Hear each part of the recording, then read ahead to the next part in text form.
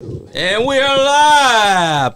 Welcome to RDBS podcast with your host, Superfly Johnny Lee, with my co-host, my man, B Money, four-time state champion, and our special host of the night, Bear Steel. Hey, what's going on out there? Tonight is a special night. This month actually is dedicated to the MWA, which in a lot of people's opinion is the best organization in Kentucky, number one for a long time. Kept it going. So I'm super excited about tonight because we got two guys on here who are legends. This is part one of 2 nights of legends. And tonight we got legends unmasked. We got the Patriot in the house. And we got Dirty Chris Hayes, 2 legends in Kentucky and actually in the United States, just all over the world. These guys have done it all. They were in a time when it was hard to make it, and you had to work and you had to put in the time, and you couldn't just go get a license and show up in tennis shoes and wrestle. You had to get out there and bust your ass and get at it. So whoever wants to start, we always usually start with, how you got going and what got you interested. Well, first of all, I want to tell you all thanks a lot for keeping Kentucky wrestling alive. And, it was I've kind of moved on through wrestling, but, it was something that we enjoyed doing night in and night out. We traveled a lot. We got to meet a lot of people. We built probably some of the strongest bonds and friendships that we've ever had, and I think that a lot of those have continued on throughout the years. You and I, Bear, Patriot, and I have been friends since I was a kid. So, I just want to thank Andy for having us on. I want to thank your son, Bear, for having us on. And I think that, we can get into some good stuff and, to be able to talk through Kentucky wrestling, not only throughout the state of Kentucky, but Ohio, Tennessee, some of the places that the Patriot and I have been. So I think it'll be a good podcast. If you got questions, we'll be more than happy to answer them. If you've got anything on your mind that you want answered, then I'm sure the Patriots got the answer. If he doesn't, then we'll phone a friend and get somebody to come in and give us somebody in here to do a run-in. I can give you an answer, but it's probably going to be the truth. So yeah. One good thing about being here with Dirty Chris is we don't have to embellish anything. Everybody knows what we did. We don't have to tell you that we went over there and we did this and we did that, and nobody cares. Sitting in here tonight, nobody cares who won. Right. So that's something that. One of the reasons I got out was that was really becoming prevalent when I got out. We go in the back, you sit around, everybody's got a world title belt in their bag, and it just got a little bit too much for me. But I'm like Dirty Chris. I had a good time doing it, made a lot of money, and a lot of famous people came through here, the Lexington and the Kentucky area that worked for MWA. So it'll be fun to talk about those people. That's right. I got a question to ask y'all before we get into it. What was your first memory, your first maybe match that you saw, or maybe you clicked the channel one time and seen professional wrestling? What was your first? Well, it was Saturday morning wrestling, 11 o'clock. Lance wrestled Dave Brown, and I remember that vividly. And my brother Scott, he's a great wrestler. I mean, we used to kill each other in the. And we had 2 twin beds, and we had a 2-ring triple chance battle royal it was every night. So we had a lot of fun, and we would watch that. And my memory was Joe LeDuc, and Joe LeDuc scared me to death, and I had to sleep. To sleep with my brother. Same. He went on TV and cut his arm with an axe one time on TV, and cup holder or whatever he hit himself with. Yeah, so those memories there every Saturday morning got me hooked, and then my dad did it for forever. So it was kind of a generational thing that kind of passed down from generation to generation. And same thing for me, even though there's an age difference between me and Dirty Chris. I know you guys find this hard to believe, but wrestling was only on once a week for 1 hour, and if you missed it, you missed it. So everything was geared for me toward I got to be home to watch wrestling. And it was, like Chris said, Lance Russell, Dave Brown, who still are 2 of the best, play-by-play guys and announcers that you would ever want to come across. And it was, awesome. Just from there it went. And because of Chris's uncle, I got to go to the shows in Georgetown, and then it just evolved from there. You know what I thought was kind of unique about wrestling, and it's not now, is just it's so mainstream, is like we were in the same town every week. It wasn't like, you were going to a town and you'd work, Georgetown, we were there 52 Sundays a year. We went to Somerset, Kentucky. We were there, 52 Fridays a year. So we wrestled in these towns every, once a week. So it was not like it was a come back, 3 months from now and you get a different crowd. You had to entertain those same people over and over. You had to come up with different ideas of how to entertain them. For me, like Larry had said, it's like I could care less whether win or lose. I just wanted to make sure that we all got paid, we entertained the people, and that we retained the people when they came back. So that's what I see that's different now is we worked and we worked hard, and it was. I thought it was real for the first till somebody smartened me up. I thought it was. I used to wrestle Old Man Donnie and Bobby, and they used to kill us. And I thought that, that wrestling was real because you had to fight for your life some nights to even get through it. But the thing that I really liked about it is Georgetown was wrestling. You know what I mean? There's a difference between wrestling and wrestling. And Georgetown was always a building that you could always count on, that you would always have a good house. People were always into the matches. I mean, I've been watching this match for 20 minutes, and it's the opening match, so hopefully they're going Broadway. But that building right there is kind of it was the Madison Square Garden of Kentucky wrestling. And you knew every Sunday night if you missed a week, you missed a lot. I remember Rick Toms, that was his deal. You miss a week, you miss a lot. But there was a lot of people that put a lot of hard work into that town. I know Patriot and I worked for Dale Mann when he had the town there, and it was they had lawn chairs sitting out in the park. Out here in the stands. And I remember one night somebody hit a generator up in town. The lights went out, and Dale pulled his ring truck through. There was a big bay door. Pulled the ring truck in there, shined the lights on the ring, and we completed the show that night. Because something happened to the lighting situation, because we weren't going to let the people leave and give no money back. And then Fargo was there, which Danny did a great job with Georgetown wrestling. He did. Danny was a great, worker and great promoter. His ideas were great. Like his finishes and stuff were really good too. Yeah, and Danny was a great athlete. He was. The people loved him. He was a great babyface. I don't ever remember Danny ever being a heel unless he worked with ICW. That he worked a little bit of heel, but everybody loved Fargo. Him and Johnny Reeves, they loved him, and God rest their soul. But those guys could. But it always took a good heel to make a good babyface too. So everybody chanted USA when the Patriot was there, but he had to have somebody in the corner choking him too to make sure that they were chanting that USA. Hopefully they were there. Yes. That's where we were, in the corner. Michael Lee Naum said, "Any chance of an MWA reunion?" I've had that question posed a lot, and I think, I know we're all old, and we'd all have to pass a physical to try to get it done. But we did the 40th anniversary show at one point, and I think that was probably the best production that we did when we at the Fannie Bush Elementary School. We did a 40th anniversary show. That was the night we inducted Fargo. I think we did Dale Mann. We did a lot of inductions into the Hall of Fame, and I'm not sure on the 40th show, did we, I think that was when I went with Dale and... Yeah, and Bear was in it, and I think, did we have a 2-ring Triple Chance Battle Royal that night? Yeah, that's when my leg got caught. Remember up on the top rope? Yeah.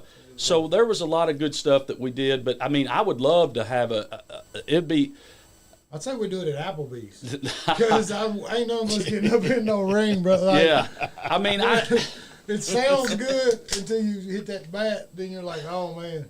Well, it just depends on who you're working with. If everybody knows to take an arm drag and hold it, go to a buckle and choke somebody. But we're not going to be jumping off the top of a building. But honestly, I don't know that would be anything that we could put together. I think we could, but it would be a lot of hard work, and we'd have to have a lot of guys over 50 having to take a physical to get in there and take a bump. So. Sad but true. But like you said, those people that we worked with back then, they could all entertain the people, and that's really what it was all about, entertaining the people, not entertaining the guys in the back or not Right. trying something that you saw on TV. It was just trying to entertain the people there.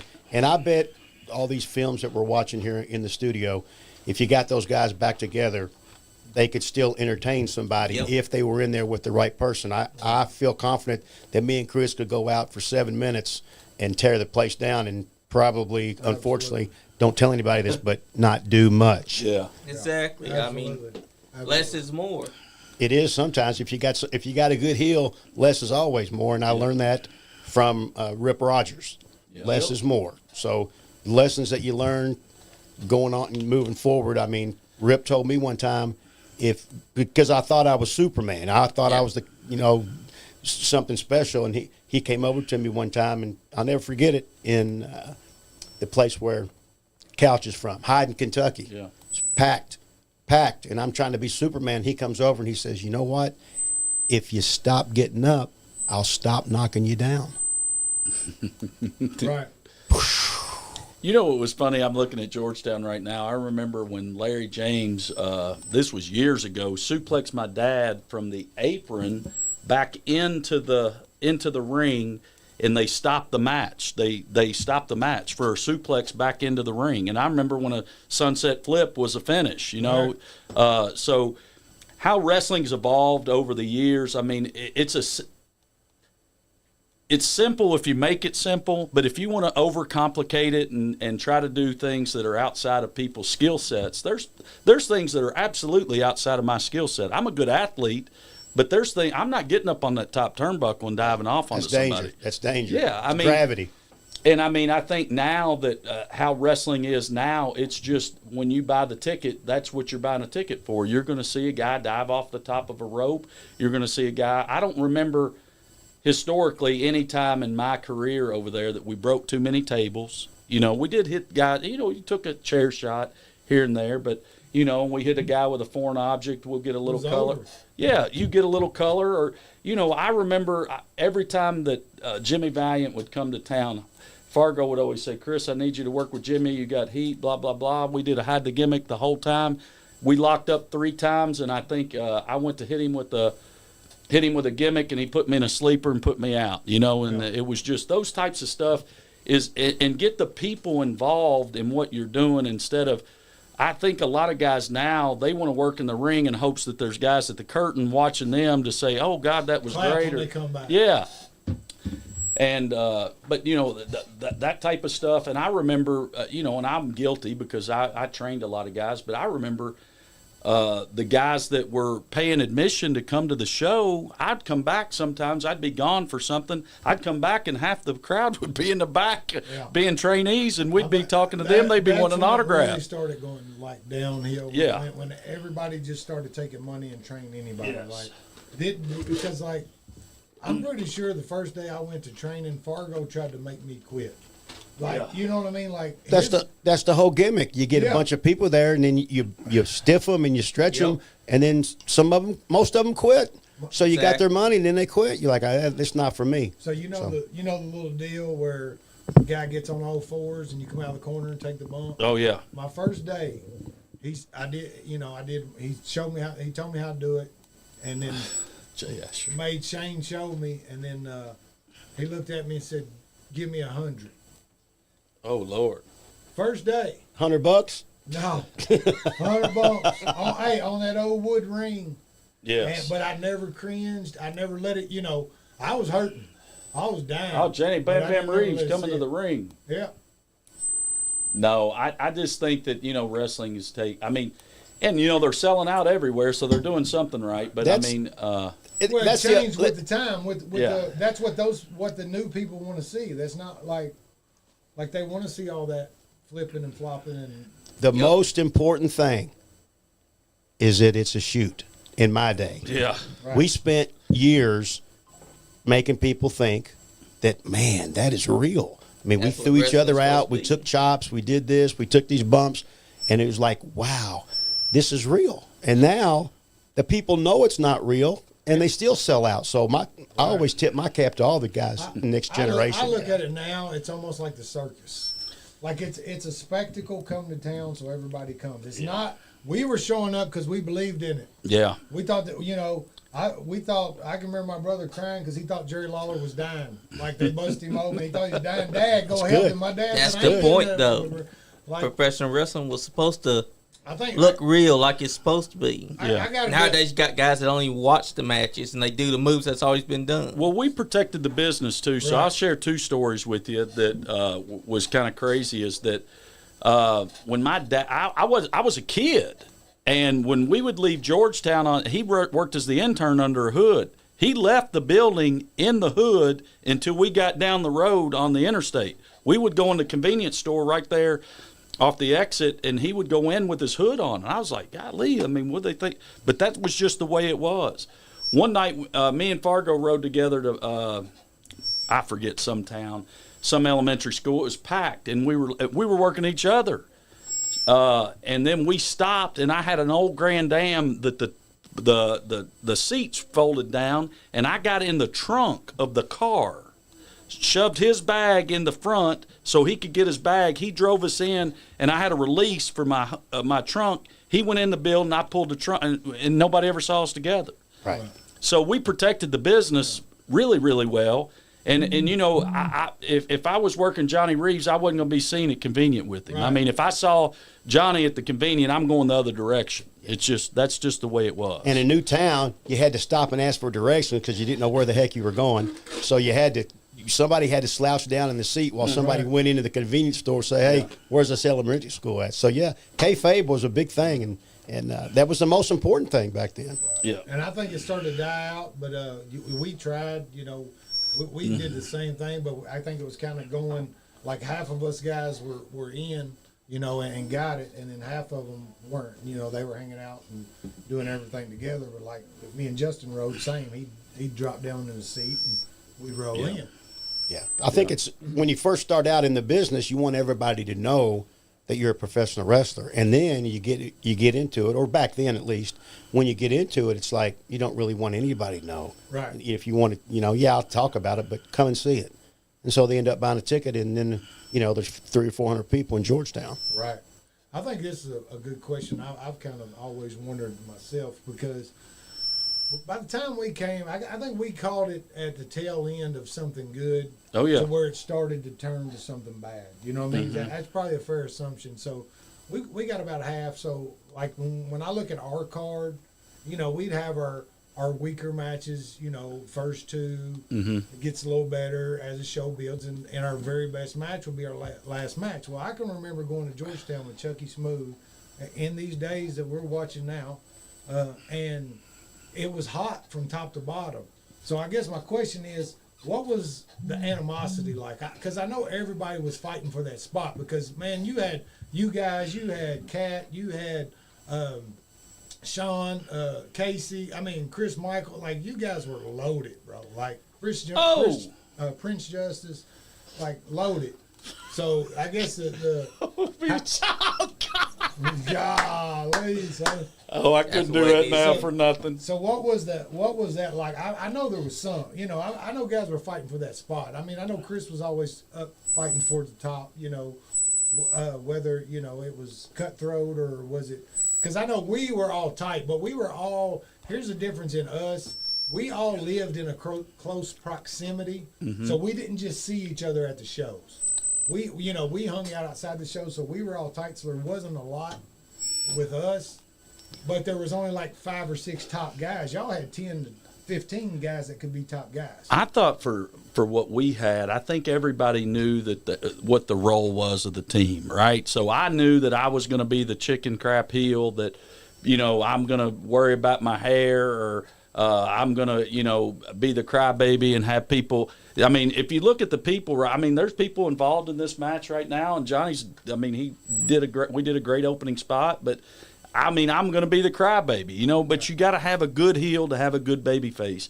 And I think that we built, it was like, I always looked at the wrestling show as like riding a roller coaster. You just take them up, take them up, take them up. And then when that roller coaster comes down, you just hopefully that you got them, and you give them something to come back to, A lot of people believed and you always left the people happy. Sometimes you can't leave the people happy. I've seen it to where, the heat was, the people were really happy, but then I've seen it to where the heat was so much. I mean, we did some stuff to Justin Idle in Georgetown Right. that, people were fainting in the crowd, people were laying out, and but I think that everybody knew their job. Like, if I knew that my job, when I was at this age right here, I was a young guy.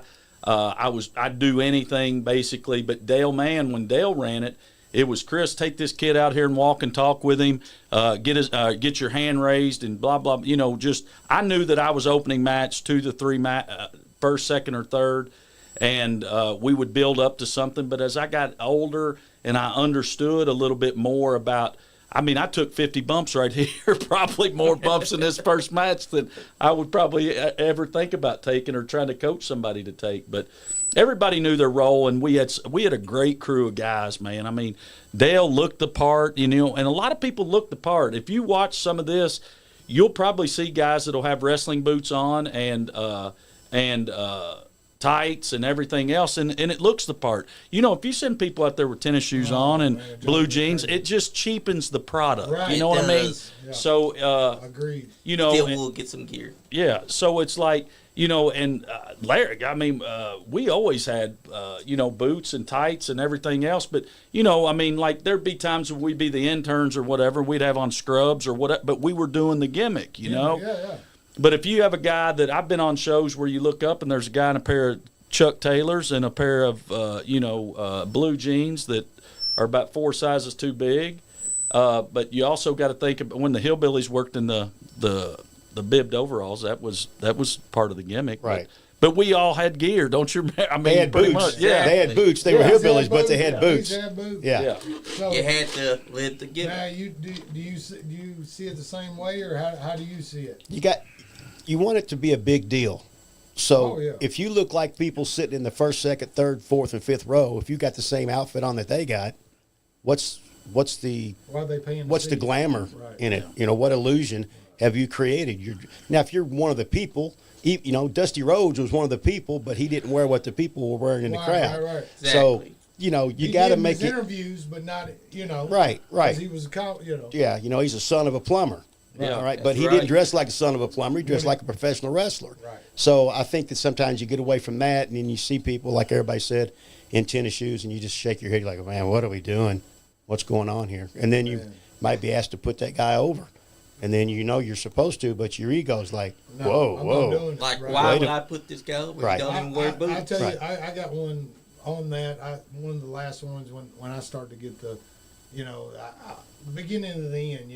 When you know that you just don't fit anymore.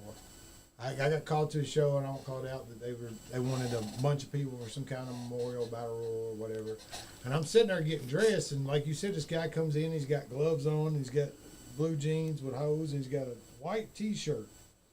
And with a Sharpie marker, it says titties and beer. There you go. And so I'm sitting there getting dressed. I'm putting my boots on, lacing my boots up, doing my deal. And he walks by, and I said, man, that's a pretty cool shirt. What's your gimmick? And he says, this is my gimmick. There you go. Took a lot of thought. And I just looked at him. I said, well, I bet the kids love that, but don't fucking touch me. Oh, and I Lord. just went back to put my boots on, and I mean, that was it. Like, I didn't have any respect for him. He didn't respect himself to me. Yeah. Like, so I don't have any respect for you because I had to work hard. Like, I had to empty piss buckets. You know what I'm saying? Like, Exactly. Well, we always prided ourselves in being professional, right? Right. So, like, you can, I don't want to say fake it till you make it, but I mean, we were, we had a wrestling ring that looked the part. We had tights, but I just didn't really. I didn't like that part of the thing. It would be like going to a baseball game, playing baseball, not having a glove. I mean, you don't go to the game and don't have a glove. So, it was a professional thing. It was wrestling right there. I mean, you probably 50. But look at the crowd. They're being entertained, and they kept coming back. This was a weekly town every week. I mean, we would have, when. Middle finger. Yeah. So. it was a requirement as far as I don't know, but when I got with Fargo, it was a requirement. You had to have boots at training. So I had to break brand new boots in on my first day of training. You know what I'm saying? Like, that might have just, like you said, been trying to get me to quit because that's the way they did it back then. But they don't do that now, man. They, you know. They need to, though. Here was my Somebody's thing. When I would go to a wrestling show as a kid, I remember my first MWA show. Of course, all you guys were there, but I remember Donnie Green came out. And I looked and I said, that is the scariest, most mean, got to be the meanest son of a bitch on the earth. And I mean, if you know him, you know better. But, you know, he played the part.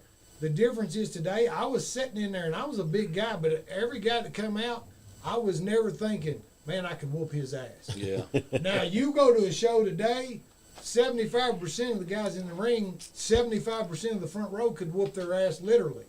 We were tough guys. Yeah. And we weren't bad at we didn't just, but we were tough guys. Like, if you want to fight, we'll fight you. But these guys today are in there trying to sell that they're tough guys, but you can see by their body and the way they look that they're not. Well, you know, that was always, I mean, Patriot always took care of himself. I mean, he always tan, looked good. Right. I mean, he looked the part, you know, had his gear.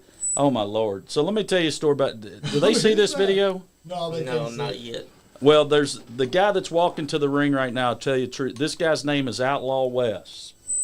And so he grew up in Jamestown, Kentucky. This is the truth if I've ever told it. So Dale Mann shot and killed his brother in cold blood in the front of a pickup truck.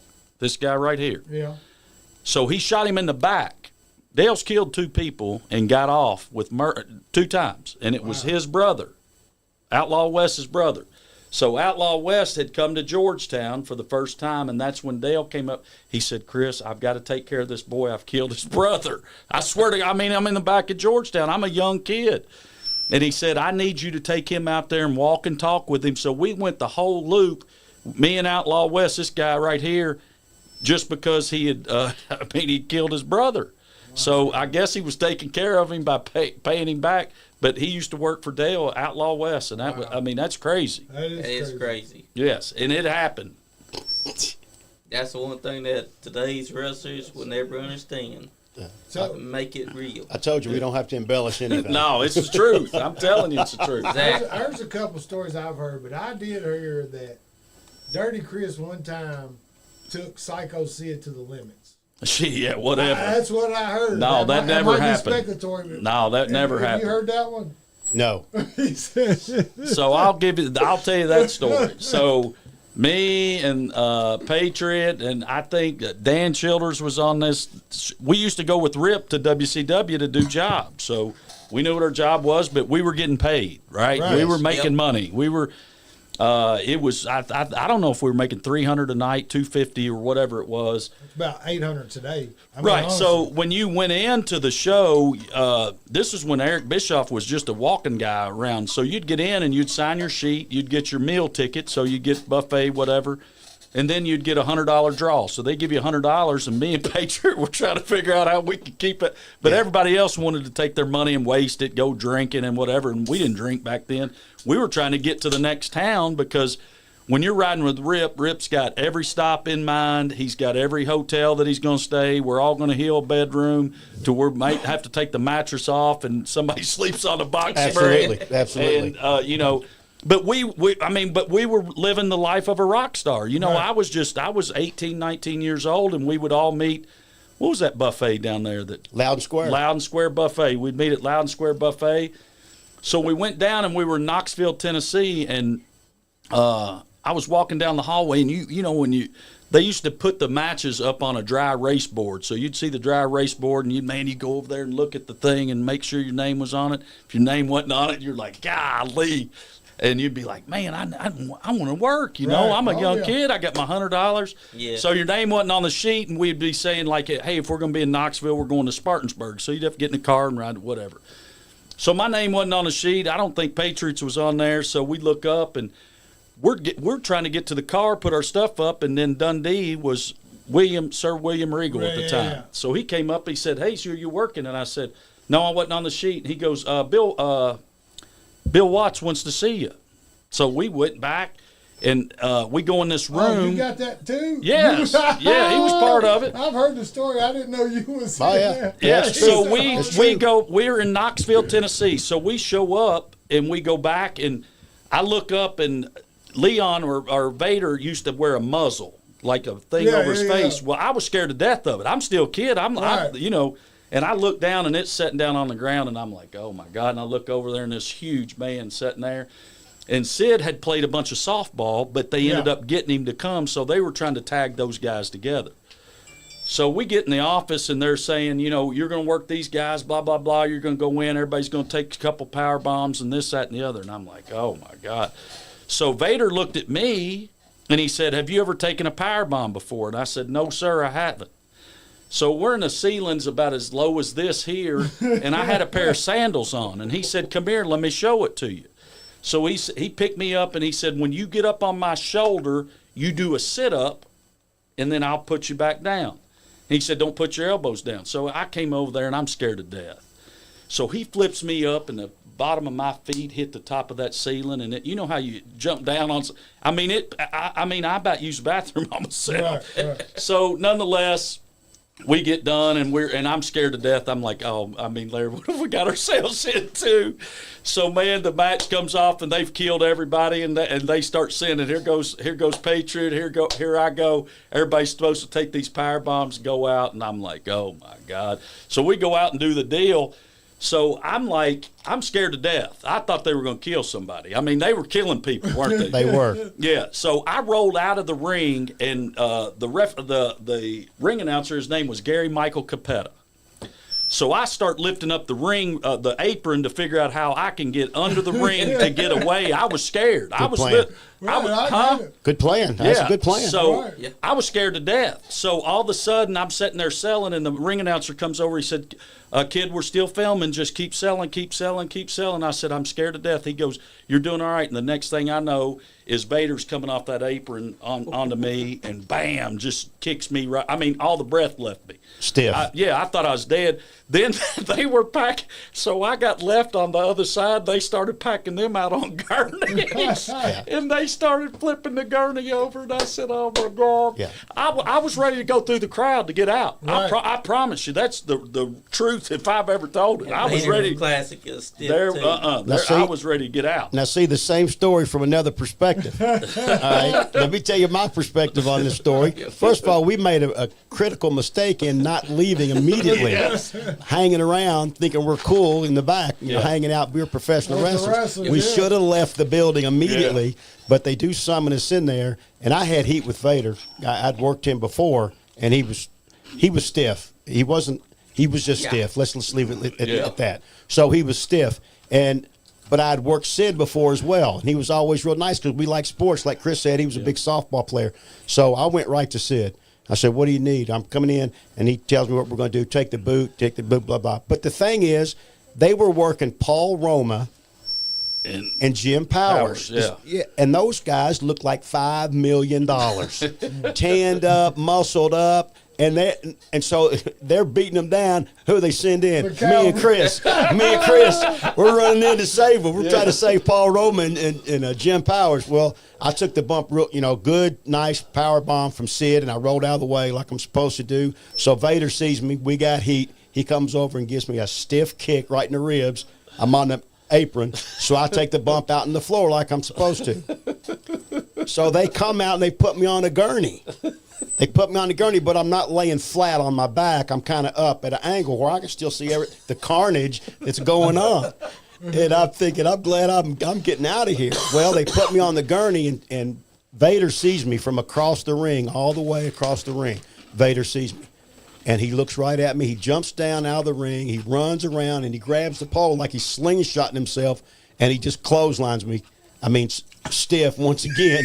And the gurney goes flying, and I'm wedged. I've wedged myself under the I don't know what it's called, to keep the fans back, the protection thing. The security rail. The security rail. Guardrail. I've wedged myself under this steel security rail, and I've got the gurney wedged in there with me. They can't get He's to you. trying to get to me, and man, let me tell you something. I'm not trying to say I'm as strong as Vader. He could not pull that gurney off of me that night because I was like Chris. I was scared to death, yeah. and he was just, he just. I'm glad I held on to that gurney, man. I wish I could get that strength back sometimes, but that's my perspective on the same story. Yeah. So the note to self: when your name is not on the card, Get get the your fuck money out. and get going home. Peace out. Yeah. Peace out. I hope the Dirty Chris saved my life one night. You remember that in the Madison Theater with Sam? Oh, When they couldn't get the music. So Sam Oh, God. goes on cue. So he's supposed to hit me with this trash can like twice. And I've taken hundreds of trash can shots. But when Sam hits you, like I thought he had a brick at like, I didn't get back. I'll get back up for 5 or 6. He hit me. I tried to lay down. I went limp on him, and he picked me up. Well, he was waiting. He was going to keep hitting me till a certain song, Chris's song played. He was the commissioner. The damn music guy couldn't get the CD to play. So Sam stared. He said, I felt like I was looking fucking stupid. So he just started. Dude, what was he doing to me, Chris? Oh, he was killing you. Dude, he was just Killing taking you. that can. I was laying there, and he was just, and every one of them hurt like the first one. Sure they did. Yeah. Because it Chris was just- real. Yeah, so Chris just said, fuck the music, and he just come out. Like, he just come out, started yelling on the mic for Sam to stop. And Oh, he's Lord. like, bro, I had to come. Oh, Lord. We don't have any questions yet? Not yet. Oh yeah, we do actually. Uh-oh. Because next up, he said, yes, I like old wrestling. Sid, Arena, Giant, John Studd, old school, and Bobby Green says, wow, how did you all talk Chris into coming in? Well, he's Who is that, superstar. Bobby Green? Yeah. Yep. So I'll tell you a funny story about, how we used to get to the show. So I remembered this show Down to the left.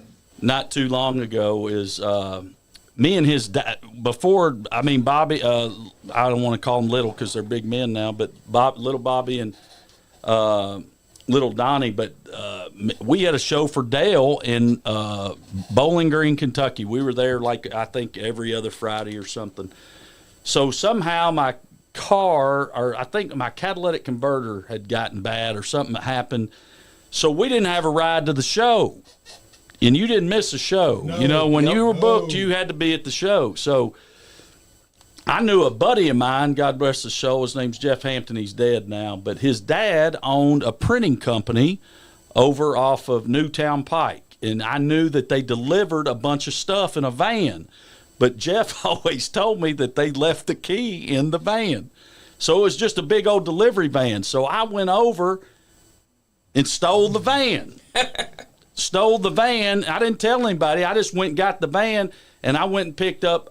Me and Bobby worked each other that night, and he messed his knee up, and I would look like an ambulance carrying him home because there was no seats in it. There was just one seat. Yeah. And then old man Bobby had to lay in the back on the way up there, but he hurt his knee on the way home, so he was laying. Oh man, it was unbelievable, unbelievable. Some of the stuff we did to get to a show. Oh, man.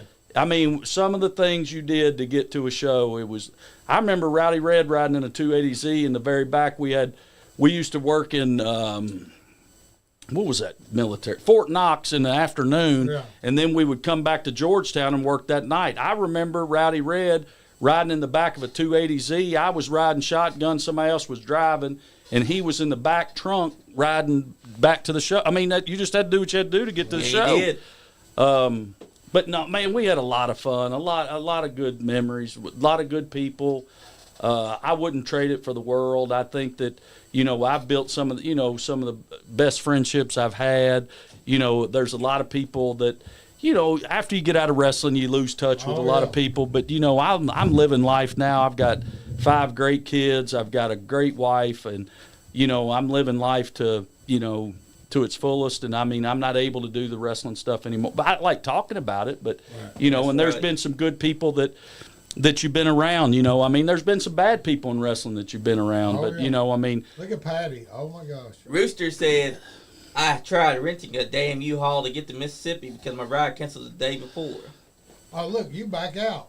Is that Oh you yeah, back out? that's me back out. Yeah, I guess there's my dad. Hey, Here's But, someone that you know. Working but twice. you only got paid once. Kyle Yeah. Macker said Who? that damn Kyle Kyle Macker. He said that damn dirty Chris held me back for years. Ha, I love you, Chris. And what's up, boys? Every time I went to Hazard to work in Hazard, I always got hurt. So I did a match up there with I was working Eddie Browning, and we were doing a thing with a special referee. The kid knew everybody in town, and they sold the place out. Well, the finish was going to be I was going to go to hit him with the gimmick brass knuckles. He was going to catch my arm, spin me around. Well, he spun me around, got the thing, and hit me and split my eye wide open.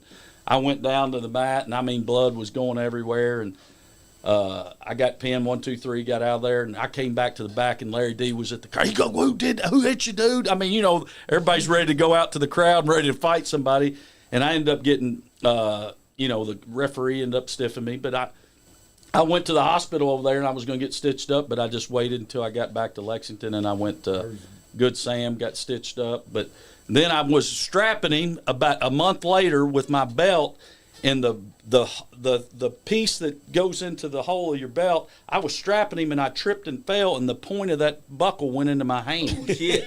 And I thought I was dying. So my wife, when I got home, she said, "Look, that's enough." It was, I was getting hurt every time I went to Hazard. And I was like, "Oh man, that was true." But we had some good shows in Hazard too. We had Lawler. We took Jerry Lawler to Hazard one night. That was that was awful. Oh, You when they said, printed those pictures out? What we did is we were going to try to. There's Fargo, God love him.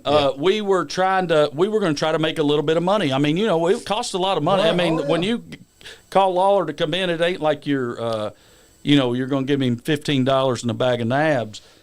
So we brought Lawler in down there, and we made some shirts that said "The Royal Arrival" was the theme of the show, and it was sold out. But man, Lawler's flight got there late, and he wanted to pull over every 15 minutes, and he would like, "God dang it, where in the hell have you got me? You told me Hazard was 92 miles. I said, "It is 92 miles, country miles." Yeah. So we got down to and I'm working him. So we get to Hazard, and then we sold tickets to do a meet and greet to see him, so he could sell his gimmicks. So he comes down and he goes, "God dang," he said, "there's my picture on that shirt." And about every 2 to 3 people had a $25 shirt that they weren't buying his gimmicks. They'd already bought our gimmicks that had his shirt. So he came up, he goes, it was a stiff conversation, and I get it, but and then we ended up coming up with an agreement about, we paid him a certain amount because he had some guy that was there with him, and we ended up giving him a certain amount of money to offset what he lost. Yeah, but those guys, when you've been on top like Lawler had been, he was always good to me. It wasn't anything bad. It was just when we went on, but going to Hazard, Kentucky after you've been in Madison Square Garden 2 weeks ago, and we're going to the National Guard Armory. But he was good to work. He drew money for us almost every time. So He was a draw. yeah. Now, speaking about Kyle Maggart, I'll tip my cap to him. He had me in Shelbyville for what I always call my last match of my career, and it was just like the old days. Did what I had to do. It was a packed crowd in Shelbyville, and on first or second, sold out all my gimmicks, shirts, masks, everything we had, we sold out, and I believe we got paid pretty well, and I think I ended up working 2, maybe even 3 times.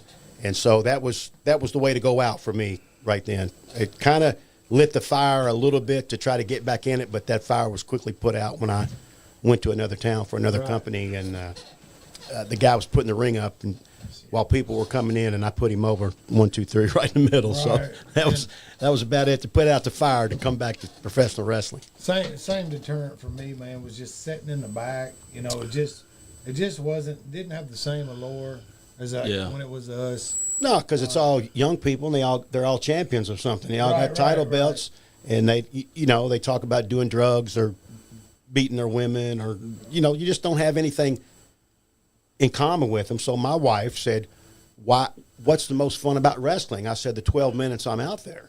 Yeah. I'm the Patriot. Right. Going over or putting somebody over doesn't matter, but you're the Patriot. And then the rest of the time is miserable. But it used to be fun. Oh, it was fun because you That got was the best part. After, before, yeah. after, yeah. Like we had those shows at Continental Inn, and Oh, they were off the hook. Yes, We had absolutely. the best guys working those shows, selling those tickets, selling out the front row in advance, and it's a beautiful building.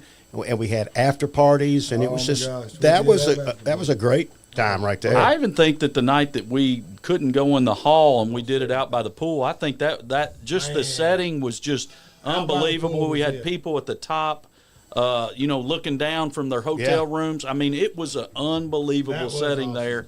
I And think I tagged with Abyss that night. yeah, we had some great. Those were great shows. I wish those were still I know. available. Look, I got to tag with Abyss that one time, and of course the finish was he gets the powder in the eyes and does the deal to me. Oh, it could happen. Put you through the ring. It could happen. deal.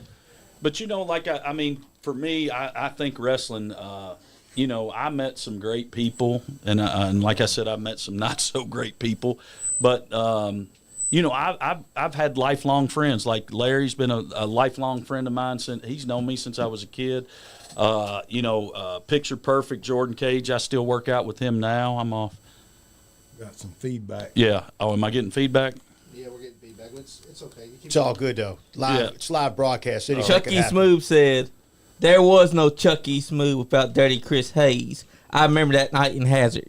And that, Oh, yeah. I'm gonna take me a quick break, but this is what I wanted to hit before I go because we want to hear some stories. Like these people, they want to hear these stories of you guys on the road and doing your deal. But I just gotta say, these two guys give me some advice that both of it, you get advice all the time, but some of it sticks with you. And Larry was the first, and he just looked at me and he was like, "Kid, stop bumping." Chris, first out, you got stiff by I mean, he just said Earl and- Fields. And at the time Earl that Fe- down at that was the referee, right? Yep. Yeah, that's who it At was. the time that Larry said it, I didn't get it. Right. He told me, he's like, "Kid, quit bumping. You're getting paid $5 and you're huge. Quit bumping." And then, later on in life, I got it. But then Chris, probably the best advice that stuck with me and helped me the most was Chris said, he pulled me to the side because he brought me to, when we first come to Georgetown, there was kind of some animosity and things because of the way things had went down. I'm gonna give it back Of course, we're all, the best of friends. But when we first got there, I wasn't going to go over because he didn't know my intentions, even though we known each other. But I didn't, we didn't know each other's intentions. And I was actually working the Patriot, and I went under 6 weeks in a row. He even was like, "Bro, I don't even know what we're doing. You've never won a match. Why you keep coming back?" And I'm like, "I'm good." But Chris I'm looked at good. me and he said, But Chris looked at a good heel can lose every night and still have the most heat in the building. Absolutely. And after he said that, that was my goal. I didn't care about winning, losing. I wanted to be the person that got the most heat. Yeah. You should be because it wasn't Right. real. So what's it matter if you won? And when he said that, it just clicked like, he's right, man. It don't matter at the end. It matters how they react when you come out. That's And good. Chris, And, Yes. and if you you're were rememberable. partially right. I'm going to take me a because- break. I was partially right. Yeah, because Eddie Browning trained Earl Fields. Who stiff. Well, you know what? I'll just talk about. Can you hear? I'll just talk about what Bear was talking about. Is like I took pride in getting that baby face over. It was like I knew that was my job. Is I wanted to have the most heat in the building, but I knew at the end of the night if I had a 3-week program with Johnny and Danny Fargo or whoever we were working with, I knew that my job is we're going to tell a good story for 3 to 4 weeks. We're going to make sure that they, that we get them to hook them in to come back, for those 3 weeks. And then my job is to do the job to make sure that heel or that baby face can sell gimmicks and sell pictures and people come back for them. And, needless to say, there was a lot of people that came to see the heel, but That was the cool thing to do was to cheer for the heel. yeah, but the one thing I think that was different is there were heels and baby faces back in the day, right? So there was a guy when the Patriot came out, it was USA, and then when I would come out, it was I worked most heel my whole career. So, you know, I mean, and my job was to get heat, but his job was to get, you know, the people into it, and I think that we worked those people really well. Exactly, 'cause that's what you're supposed to do. In professional wrestling, is work the people, get them invested. I got some wires crossed here, so. Yeah. I got a question for you guys. So I've asked the other guys who's came in here same question. And Okay. they've all answered the same answer. Okay. What is the stiffest move you've ever taken? Oh. When Earl Fields hit me with those brass knuckles in the eye, no, it wasn't. I would say some of those power bombs that Vader and Sid gave us, and those were. I mean, those rings in WCW were stiff. Yeah, they weren't. They weren't of the. What about a certain person? What about? I know where you're going with this. I know where he's going with this question. All right. All right, because for MWA, who is always going to stiff you with the elbow? Bobby Blade. Bobby Blade. Yeah. Right? Yeah. Yes. Yeah, Bobby Blade. But that's not saying anything negative about Bobby Blade, You just knew what you were getting. because he was a great worker, and he would put you over in a heartbeat, Oh, and we yeah. would put him over in a heartbeat. But you knew when it's time for the elbow, and that was the running joke. He'd get you, and he'd go, "You all right, brother?" Like, no. And, you know, and you're just laughing about it. Yeah. But you knew it. And same thing with Dundee. Dundee's going to punch you. He's going to hit you right in the mouth. And then he's going to apologize for it, but it's always going to be stiff. But I think there's always zero bad intentions from those two guys who are always stiff. Exactly. Yeah. And Jim Walls wants to know your perspective on the Georgetown riot with Tracy Smothers. Oh my Lord. So I guess, you know, X, how are you? Good to talk to you here on this podcast. I hadn't talked to you in a while, but hope everything's going good. Hope your family's well. So I was doing, golly, no wonder I can't walk. I was doing a retirement. I'd had knee surgery. I've had 5 knee surgeries on my right knee, but I was doing a retirement thing. And I'd come in and I was selling, and I was babyface, and I hated it. But nonetheless, we came out and we played the Elvis Presley version of My Way. And so I was going to retire, and, you know, the whole premise of it was I did it my way, whether I was heel or babyface. So I got in the ring and I shot a big promo. I'd been working Billy Marino for the longest time, and we'd had a long feud, him and me, back and forth. So I was retiring, and everybody was coming down to the ring, and I was on crutches, and I'd been selling, and I was cleared to work. You know, I'd had a knee surgery. So all the workers came down to the ring, and, X was the top babyface at the time in Georgetown. And so Billy Marino came out, and they were like, "Chris, God, don't let him hit you." You know, I was in there all hunkered down, and I was selling like, please, God, don't hit me. And Billy ended up shaking my hand. So X and Tracy both came to the ring, and X had presented me with a plaque and told me that, and he kind of bestowed the World Heavyweight Championship to me. And as I took he took the plaque from me, and I took the belt. I think it was that's how it worked out. And X was the top babyface at the time, and I turned around to the people and held the belt up with my crutches, and I fed back around. And they nailed me with that plaque. And X was babyface at the time, so I think we were turning him heel. So him and Tracy they beat me to death. I'm talking about beat me to death. I think I got a little color when they hit me with the deal. And, so the people would not leave the building. So they had to call, I think they called the state police to get him and Tracy out of Georgetown that night. Is that I think that's the story you're talking about, right, X? Yeah. I think so. Yeah, because it's real. Yeah, Because it was real. But we had people in the crowd crying. We had but it was an emotional deal. And then, a couple weeks later, X was in the ring doing his deal, whatever, and we were just programming it back. So but I didn't come back the very next week and want to work. Right, because you were beat to death. Yeah, they sent me out, and we milked it for a couple weeks, and then I came back, and man, we were off to the races. Him, me, and Tracy. That's the one that he's talking about. Yeah, so we were.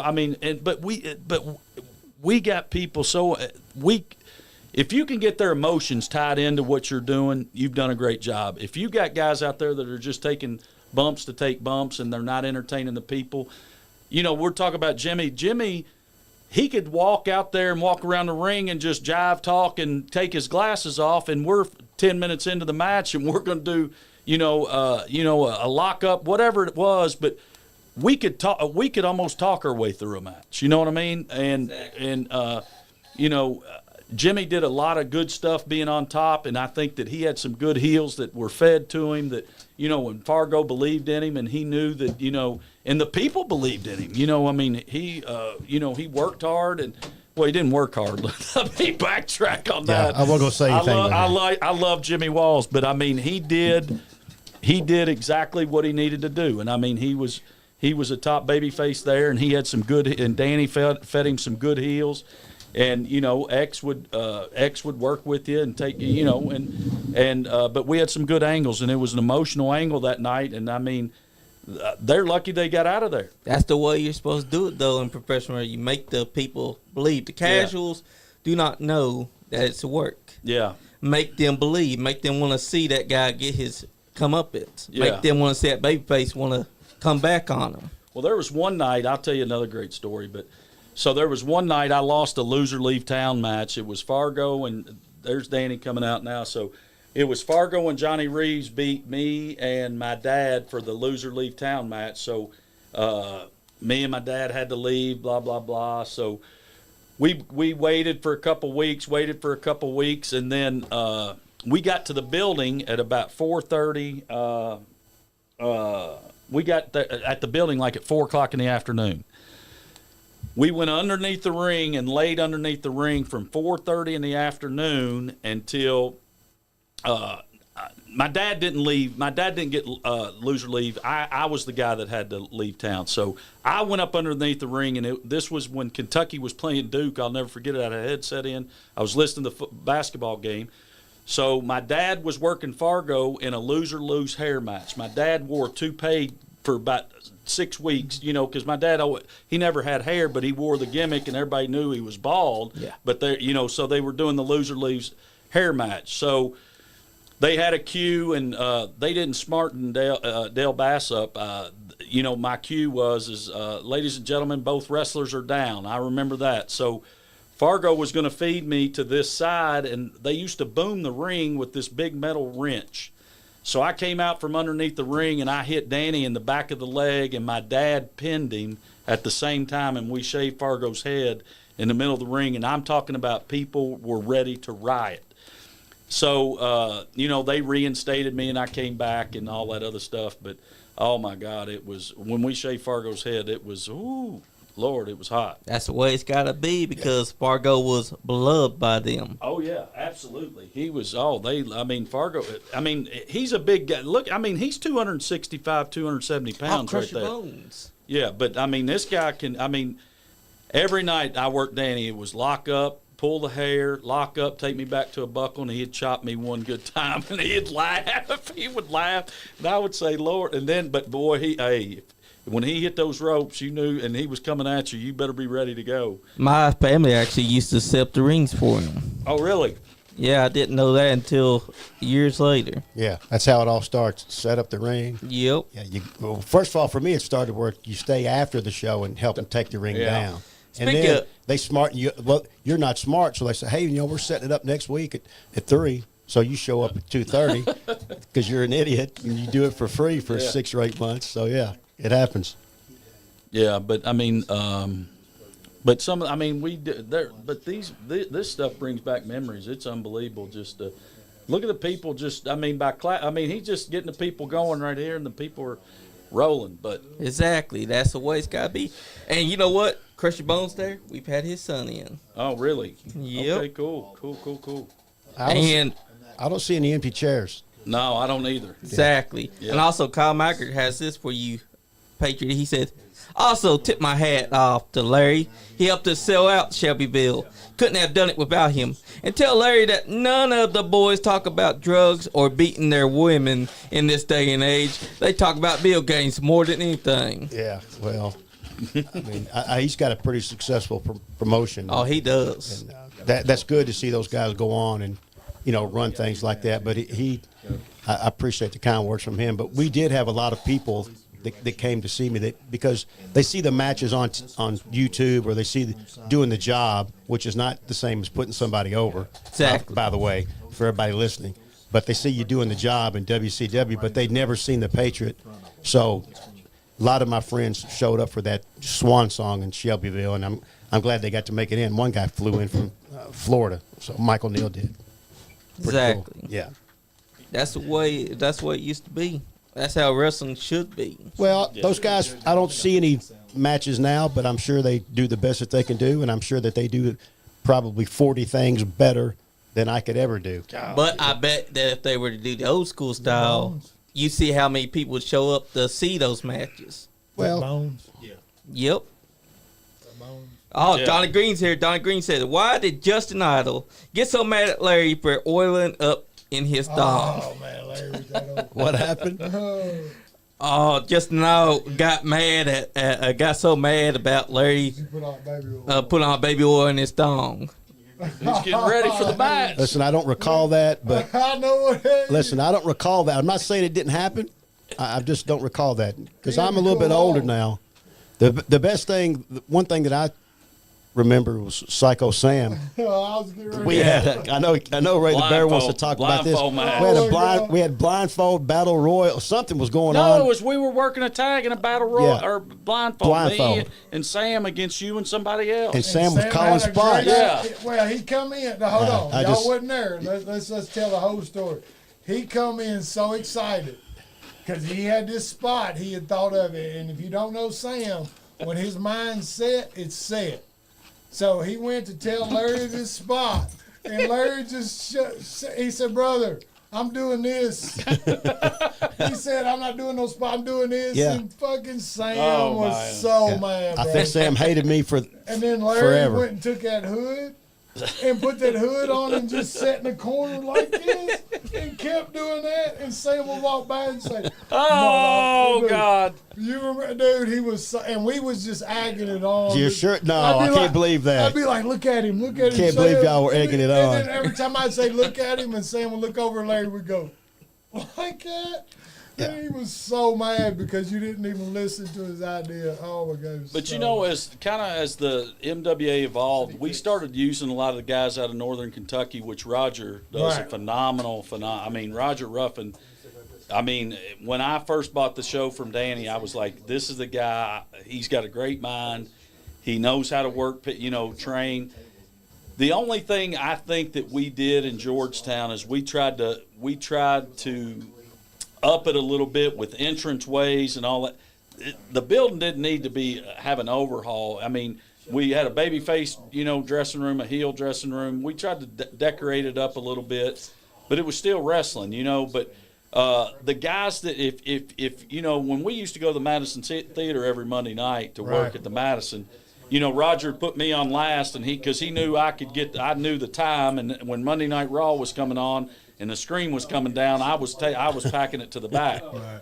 But the style that we worked here in Kentucky was completely different than the Right. style we beat and knock in Kentucky where, up there not spot. yeah, it's spot after spot after spot, and some of those guys, can't ad lib. If they Right. miss a spot, then they can't They're- figure out they where have to no go. idea. The Hey, Chris. The biggest difference that I saw between NWF and MWA was we were more oriented to working the people and being up close with the people. They were there to put the show on and put the spectacle on. They could do the flips. They could do all the things. They could work. They could flat out work. Yeah. We might not be able to work so great, Yeah. but we made up with it with our personality and working the people. Oh, yeah. And engaging the fans. I think that was the biggest thing because, like, I remember Kurt Shepard cut our song in half because we took so long to get to the ring because we Yeah. were getting heat. Yeah. And they didn't even have security. Poor old Dan got beat to death every Monday night when I come out because I'm getting real heat and them guys, they didn't get heat. They'd just be like, shut up, and we're like, well, your mama don't love you, and your daddy ran off. Like, we're getting deep and personal, you know. GP. And that Yeah. was the biggest difference I saw was I think MWA worked the people better. NWF had better technical Yes, wrestlers. absolutely. Well, they had guys that looked like $1 million Right. too. They That's had right. specimen guys like Abyss and Chris, Wildcat Chris. Stamp Or- Lickett, yeah. Stamp What about Chris? What about that night Larry D and Donnie Green took you up north in a don't stolen car?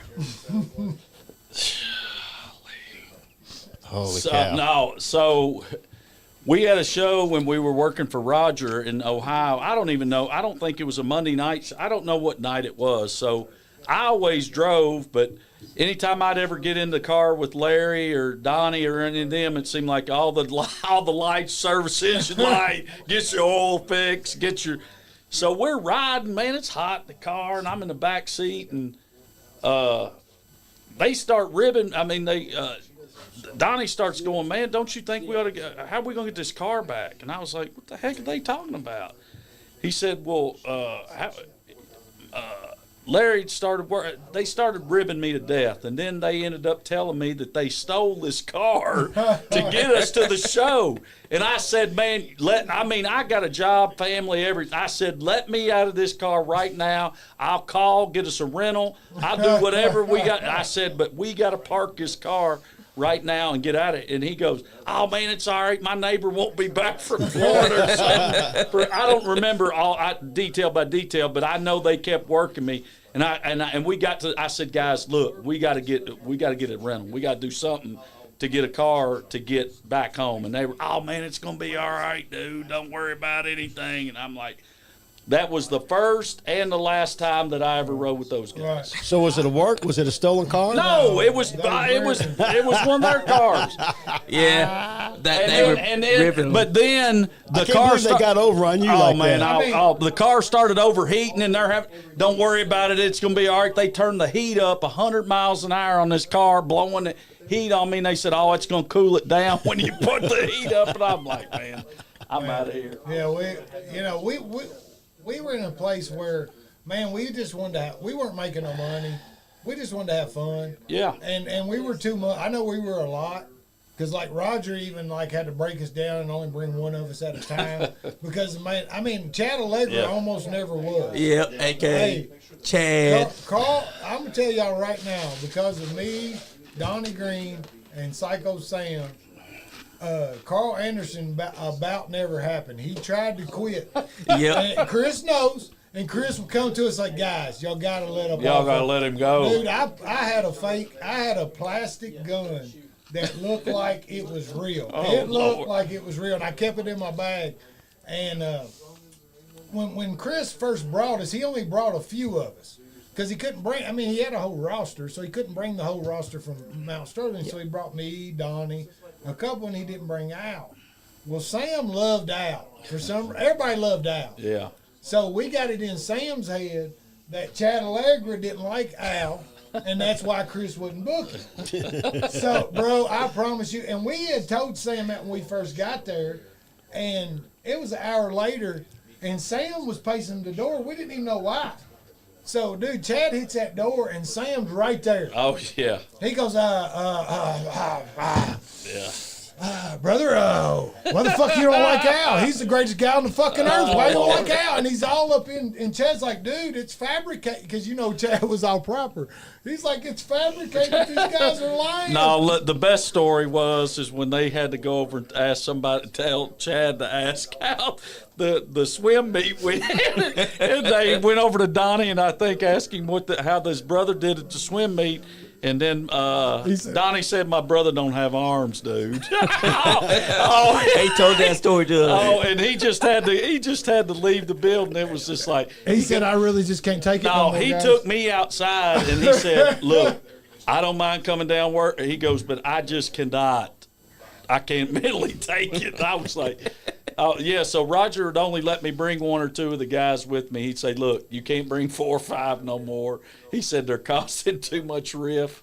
And I was like, "Oh my God, yes sir." And you know, And the bad thing was we loved Chad. We'd have killed Oh, somebody. yeah. over Oh, him, you yeah. know. Oh, He yeah. just didn't get, you know, at the time. He does now, but At the time, he didn't know that was love. Like, if we didn't mess with you, we didn't like you. We didn't mess with Exactly. you. You got any more questions over there? Yeah. Bobby Green said, no, the best story was Scott and Justin going to a show. Oh, I don't know nothing about all that.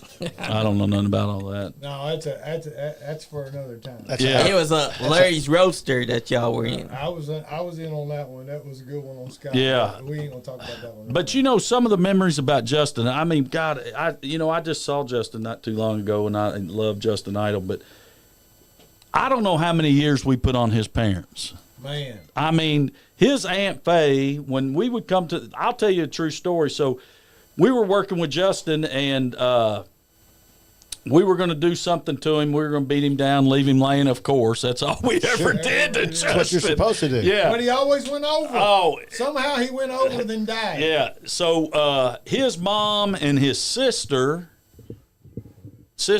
Yeah. was in, and Faye was in the crowd. So we did a run-in, I think, on him, and we started beating and knocking him, and I gave him an Alka-Seltzer. And we threw him over the top rope and hung him right in front of his mom. So he's hanging on. We got a strap around him, and he starts foaming at the mouth.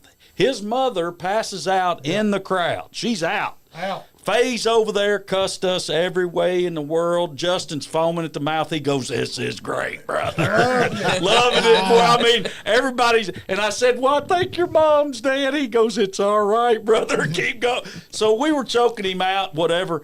So they got his mom together, and I took him to this buckle right here. Their parents were, I'll never forget it. So I took my boot and I just started sticking it right in his throat. Well, I look up, and I didn't know it, but somebody grabbed a hold of me. And I mean, grabbed a hold of me. So I looked around, and I kicked this girl right, and I hate to say it, I kicked her right in the mouth.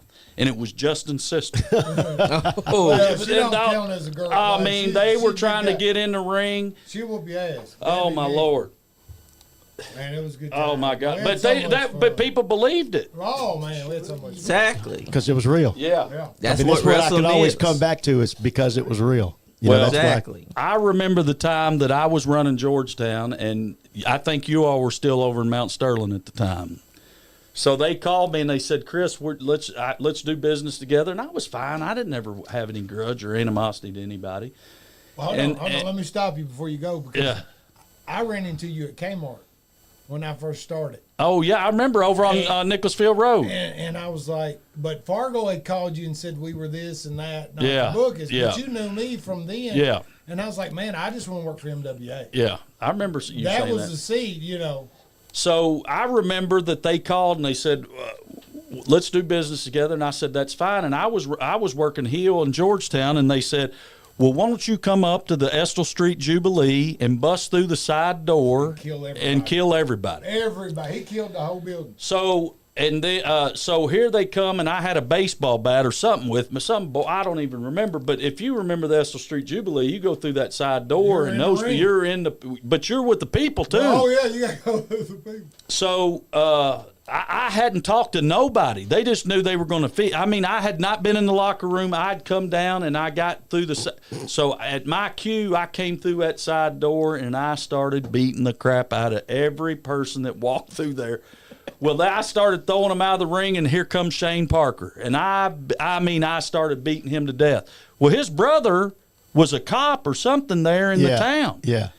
And he came running through, he came through, and he didn't know it was a work. He didn't know it was a work. He never did. I was Even when he beating his wrestled, brother he with did. this bat, hitting him with a clothesline. Well, he came out through the thing, and he put a death grip on me. And I said, "It's a work, it's a work." I mean, I couldn't even Oh, yeah, breathe. right. He was Yeah, squeezing me. I said, "It's a work." He said, "It better be." And I said, "Yes, sir, it is."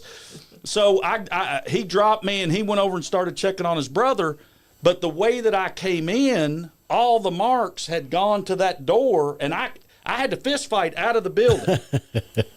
It was the same night that I came. You came in that fenced area, and then I went back around to the front, and this guy had a brick, and I said, "Well, I'm done here." Yeah, Starling got hot, man. Oh, Starling was but hot. I remember that time when Shane's brother grabbed a hold of me, and I was like, "Lord have mercy." Is that Doug Vines? That Yeah. is. Holy cow, man! I wish that dude was listening. He's amazing. Oh Yeah. yeah. If you don't know who Doug Vines is, you try to he look can that guy up. Exactly. He could work. brother. Hey, good. You don't have to worry about nothing. Oh, speaking of Doug Vines, Jimmy Wall said, what about asking about Doug Vines and Billy Marino? Yes, sir. Those guys could work.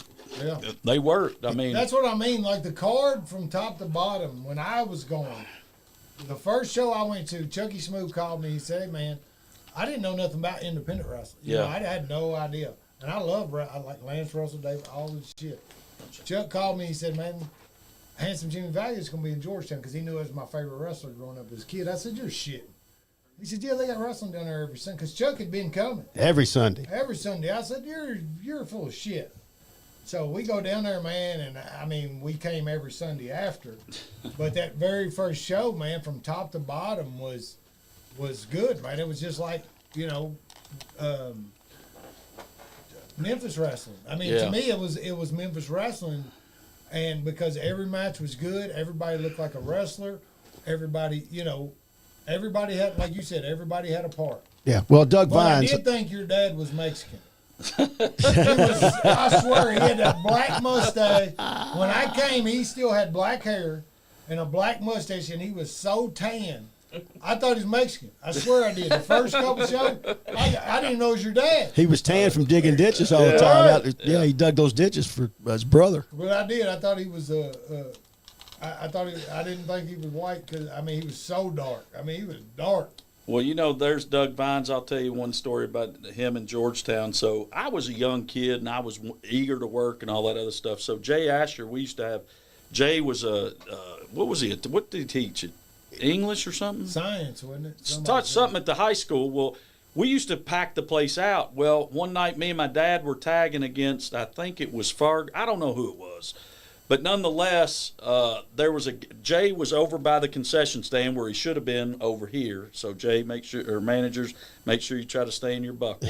Please. So he was over there, and this guy, older guy, had a chair getting ready to clock Jay, getting ready to knock his brains out. So my dad jumped off the apron. I'm in that over by the concession stand, and he hits my dad with the chair. Bam! I come off that apron right there, and I jumped, and I hit that old guy, knocked him out. But my momentum took me up into the front of the people right here. So I was stuck. I was either going to have to go through the door, or I might have to fight everybody in the building. So I look up, and I don't even know how it happened. Doug Vines came running through the people, and he swooped me up and took me right out the front door. He said, we're going to go back around, and we'll get on the stage and get heat. And that was it. And I thought I was going to get killed. And the guys laid out in the middle, all his family's wanting to fight, and he just swooped up and took me right out the front door, and he said, come on, we're going to go back on the front and go get some heat. Well, the guy wrestled everybody you've seen on TV back in the 80s. Doug Vines wrestled him. Oh, yeah. Everybody Right. that you got their picture or whatever, autograph, Doug Vines put him over. And you know what? He was a gentle giant, too, wasn't he? I mean, just the most soft-spoken, nicest Wasn't guy. hurt to fly, but I never tested him. So No, I didn't either. I just listened to what he told me. Yeah. Never test someone that looks like that. Any more questions? Yes. Well, Bobby Blade says this about you, Larry. Uh-oh. He said, I worked with Larry for almost a year straight, and I got an education in learning how to actually work without killing myself. Every single show we wrestled, and it was one of the most fun times of his career. It was always fun. He had them leopard tights. Yes. He was he was so good. Yeah, he was really good. He was so good. Yes, and Bobby you know, was always people good. don't get a chance to see a guy like that because, you know, maybe he's not on national TV, but he filmed every match. Even That's back in right. the old days, he had his camera going every match, so he still got all that stuff. And That's Bobby, right. if you're listening, if you still got that Wrestling Illustrated with me and Mark Merrow on the cover, Johnny B. Bad, I'd like to get a picture of that because that there's some of those things when you're doing it back in the day, I never really realized it was a big deal. But now, fast forward 30 years or whatever it is, and now your friends think it's kind of a big deal. Right. And they say, oh, like I'd have people that would call me at 2 and 3 in the morning. They've been out drinking. Man, we're sitting there watching TV, dude. We got you on TV. Rick Root's kicking your rear end right now. You know, it's even though you're putting somebody over, actually doing the job for them, they don't really care, man. They just think it was pretty cool. So if I could get that, I had some good matches with Mark Merrow or Johnny B. Bad, but another guy, nicest guy in the world, but that kiss that don't miss, it wasn't going to miss because he was he was should. a boxer, and Yeah. it was going to look real because it was Yep. real. He would Right. knock the stew out of you, but he didn't mean it in any bad way. He was the nicest kind of world, but when he's going to take that kiss, it don't miss. It didn't miss, man. He hit you right in the jaw every time. That's right. That's the way you do it. Make it look real. Oh, it was Sell real. it to the people. It was real. You didn't have to sell it Exactly. because it was real. Yeah, Bobby Blade. Big shout out to Bobby Blade. I love Bobby Blade. Absolutely, I love man. Bobby And, Blade. and the guys we got coming on tomorrow, man. We got Rated X. Yep. Oh, We wow. got cousin And Bobby Blade Bobby and Cuz Blade. Jed. Holy cow! and Oh. country cousin Jed with that mule kick. Oh, Watch that mule kick. Watch it. Watch that mule kick. bro. See, those guys, man. You talked about animosity or something way earlier in the show, like an hour ago. Right. Back then, to me, there was no animosity towards any of the guys. That's awesome. We didn't either, so I just didn't know because Camaraderie. I don't feel like we had the talent that you guys had at this time.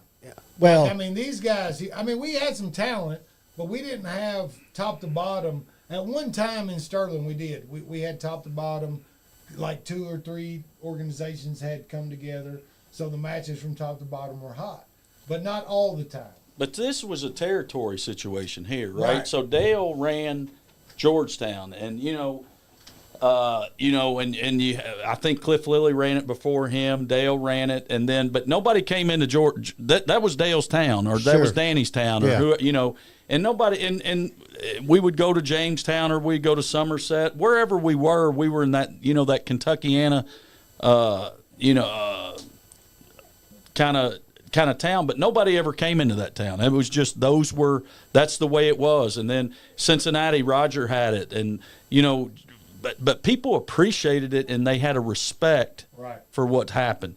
There was something that happened to me when I was promoting, and I don't even like to bring it up much, but I was working Georgetown, and I hate to, and I'm probably the point of least resistance because I don't want to. I'm not fighting nobody or doing any of that stuff, but. We were wrestling in Georgetown on Sunday nights and looked up at the other flea market across the street. I was working at 7:30, and they started their show at 6:15 or 6:30 right behind us. Years ago, that would never happen. Right. And, and that's just I mean, I don't have any disrespect for anybody that's trying to, work. But, I mean, I do think that was kind of a low blow to the NBA. Yep. And it was maybe a low blow to me, but that's okay. I mean, Well, the truth be told was those guys wanted to wrestle for the MWA. Yeah. Weren't good enough, and you didn't book them. I mean, if we're going to get into it, let's be honest about it. All those guys wanted to be on the show. None of them were good enough, so they got their own show. Right. Exactly. Because I mean, I don't think I was great, but I was good, and it was hard for me to get on that show. Like Yeah. it took a while for me and me and Donnie were hot. When we were at our peak, there probably was nobody around us at that time, around here, and we couldn't get Yeah. on. what It's would like a when Fargo or Dale done to them guys for going over there running across? somebody got shot. Somebody would have got Yep. killed. Yeah. Somebody would have got killed. We It was asked- seriously. We asked. We was like, Chris, you want us to go over? He's like, no, man, we don't need that. We got the best product. Yeah, And he but was right. that's Yeah. what happens is you go especially on a spot show. You go to some town. You're at the National Guard or the elementary school, and you got 300 or 400 people. Yeah. and then somehow it filters down to MWA was there, and they had a huge crowd. So we set up something to go back in 2 or 3 months, let it build up a little bit, and then 2 weeks later, somebody's in there with with another cut Exactly. rate organization where people are wrestling in tennis shoes, and it's just, and then the people go to it and they're like, I ain't never going back. And then Exactly. you go back and the crowd's down and you wonder, wow, it was so good last time. And then somebody tells you, oh, so-and-so was here and it was awful, blah, blah, blah. Right. And they So- killed the town. I'm sure that still goes on. Yeah. Oh, man. I'm pretty sure it does because I've seen it. But Well, as being the promoter, I mean, I always had to, promote, wrestle, do whatever. But it was, you always had like this building right here. I mean, I don't. We ran it 4 Sundays a month. It was $300 regardless whether you put somebody, whatever you did. It was $300. If you had 150 people, the rent was $300. So I remember I started to try to bring some people in to, that had TV value or whatever to kind of pop the crowd a little bit. So I had Sabu that came in. I had Spike Dudley came in. I had Sandman that came in. So we took some of those guys from ECW and brought in. But then when I brought in anything over $1,000 gate, I had to pay 10% over 1,000. But they didn't want to give me any. So there were nights, man. You know, I mean, when you're trying to get people to give you, say, $40 a month to come and entertain themselves, that's I mean, these people right here, if you look in the crowd, not saying there's anything wrong with any of those people, but there's times that, I mean, you had to put, I mean, you had to roll change to get together. Yeah, they probably couldn't come because they couldn't get in. Yeah, and then we're talking about people taking debit cards or PayPal or whatever at the gate now. To get in. Yeah, so I guarantee you that 90% of these people that are sitting here, they could not wait to get to Sunday to get to this show to see what's going on. It was a big deal. Exactly. Yeah, it was the big deal. Well, it was a big deal to us. Yeah, but we enjoyed entertaining the people. But like I said, I want to make sure that I do say that I don't have any animosity in wrestling about anybody. But I did think that was a kind. I mean, if hindsight, looking back, I do think that was kind of one of the lowest blows that I had given to me in professional wrestling when that happened. Because at that time we were a little down. Yeah, we were. We were trying to build the town back up. It was hard to get, and I think what the thing that I saw with the transformation of the MWA was for us was at that time, Chris. I could just tell you were kind of burned out. Oh yeah, you've been doing it. So he brought Roger in. Well, Roger brought that NWF. Yeah. And so the shows were leaning more towards NWF shows, which is not what sells in Georgetown. Yeah, I agree with that. So when we came, we were that old school, because we were trained by Fargo. So we were that old school MWA that, what was needed, and that was a good mix. Oh, yeah. Man, because we had great matches. My most favorite guy to work outside of like Donnie and the guys I work normally was Angel, man. Me and Angel, dude, we had the best matches. Golly, he was good. But man, he was so smooth. When I think that we did a lot of good things, and I want to give a shout out to this guy. When Herbie Brock, I don't know if you remember Herbie Brock, he did all the promotions and he did all the videos and stuff when we would bring like a bit. Brock, yes, when we were working Richmond and all that stuff, I mean, he would have all the videos together. Like if we were bringing in, I call him Justice, but when we were bringing in Abyss or whatever, he'd have those, we'd plug that and he had all that video quality. And he did so good. I mean, when we would work Richmond and he worked on it, I didn't do anything. But I would have $1,000 worth of sponsors before I walked in the door. Right. So he was doing, with those car dealerships. So if Herbie Brock's out there anywhere, big thumbs up to him. One story about Angel, I'll tell you that one. Hell yeah. So we were at Peel's Palace. That was kind of the mecca of Roger's deal. That was kind of like working at Madison Square Garden. So one night we're in the back and everybody's, getting dressed. And it's just a wrestling building. It's they used to do boxing, all kinds of stuff in there. But so one night somebody down the road, well, it was still in the parking lot. We could see it, but somebody hit like a transformer in the all the electricity goes out in Peel's Palace. It's sold out. We got I think Justice and Kat were working a ambulance match where they backed the ambulance up to the thing. Me and Angel were doing our blow off. So Roger's going crazy. He goes, I don't know what we're going to do. I said, Roger, give me 10 minutes. I'll be right back. And he said, what are you going to do? I said, we ain't got no electricity and ain't got no microphone. I said, give me 10. So I went out there and I just started cutting promo in the dark. People were lighting lighters, had they used to sell them glow sticks at the thing. Everybody had those glow sticks in there. And here come the guy out, and the referee came out. I said, go get Angel. Angel came out, and we fought in the dark for 15 minutes to keep those people there. And we're fighting in the dark. And they got lighters lit up. They've got, those glow sticks trying to light everything up.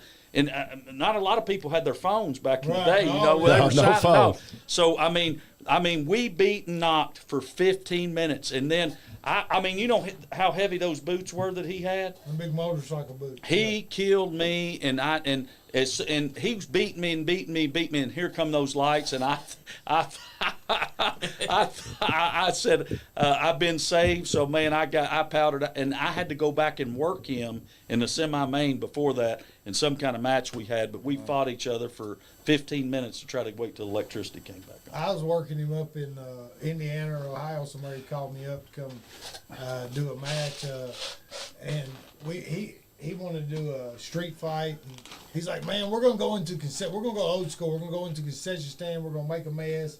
So I'm like, cool.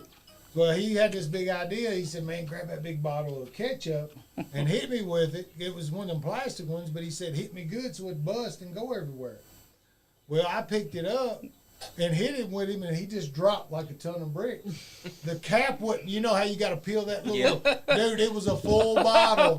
So it was just like hitting him with a brick, and I about killed him. And he didn't get up, and I'm like, what's he doing? And then I looked, and the ketchup was still full, and he was like, oh, my God, dude, you killed me. I'm like, Those guys you guys talked about it earlier, but those guys work different than what we did. Oh yeah, absolutely. They just worked, Absolutely. and then sometimes they had it in their mind that we couldn't work. Yeah. right. And Yeah, so we didn't work that's like when that. Or we didn't do a bunch of false finishes or reversing. And all we that didn't other kick stuff. out of your finish. If you did something to me, I laid there and you pinned me, and then and that was it. But I will say this, Wildcat and Abyss went on to do all those things that they did. Yep. But both of them, they used to make fun of me. I used to look out from behind the curtain, and it'd be like whatever the amount of people was.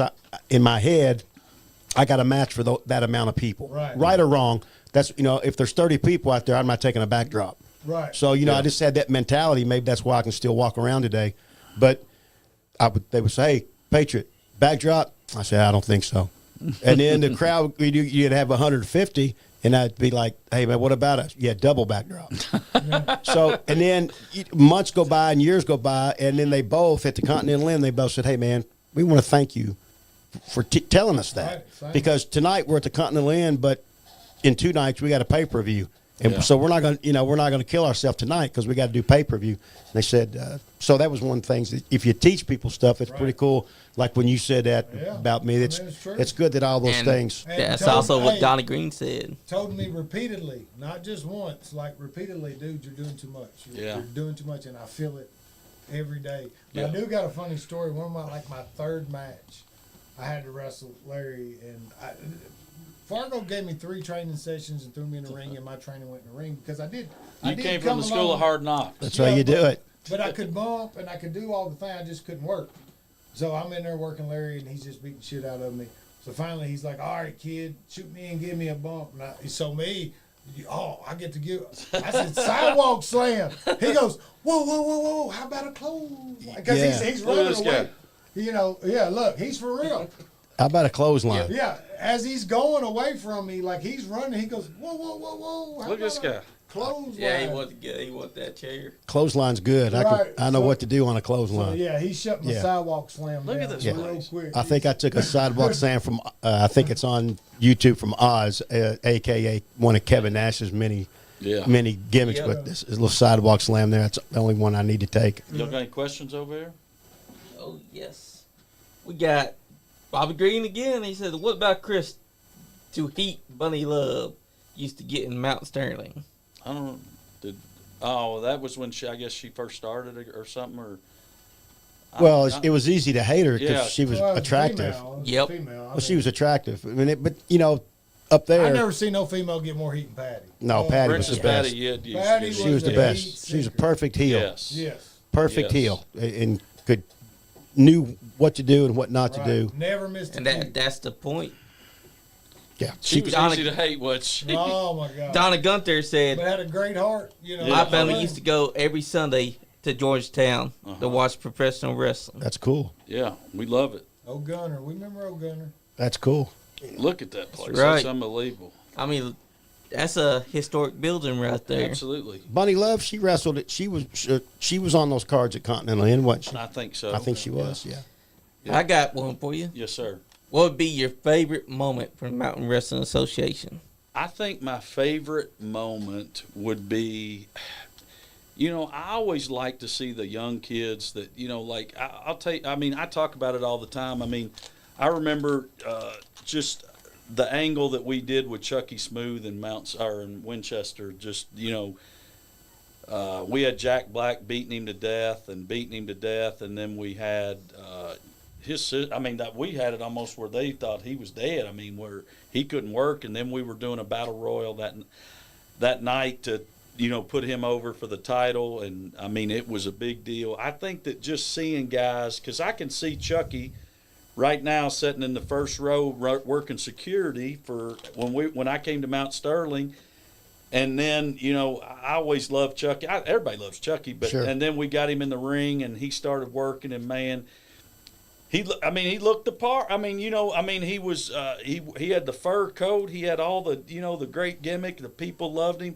He was good with the kids. He always went around shaking hands and loving on the people. And I remember that angle vividly. That when we put the title on him, Jack Black had splashed him 3 or 4 different times, and Jack was 350, 400 pounds easy, and then he came back and ended up winning the title. And we told a great story there. The 40th anniversary show was a great show that we had all those guys go in the Hall of Fame. We did a lot of good things, man. Let me backtrack. Chucky was great. The 40th anniversary show was really good, but the things that always made me feel good was the time when I'll never forget it. There was a little boy that got killed in a car wreck with his aunt in the car. His name was Jacob Cups, and we did a fundraiser show because they didn't have enough money to buy him a tombstone. And everybody that worked on that show, if you know much about me, I like to give back to people. And I mean, maybe I didn't do enough, but anytime that we did a fundraiser, we always contributed it to the place that it was supposed to go.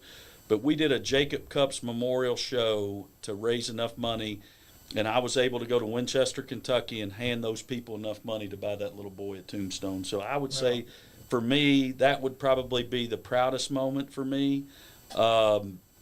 Of doing this, because we were able to take care of the community and take care of a little boy that needed it.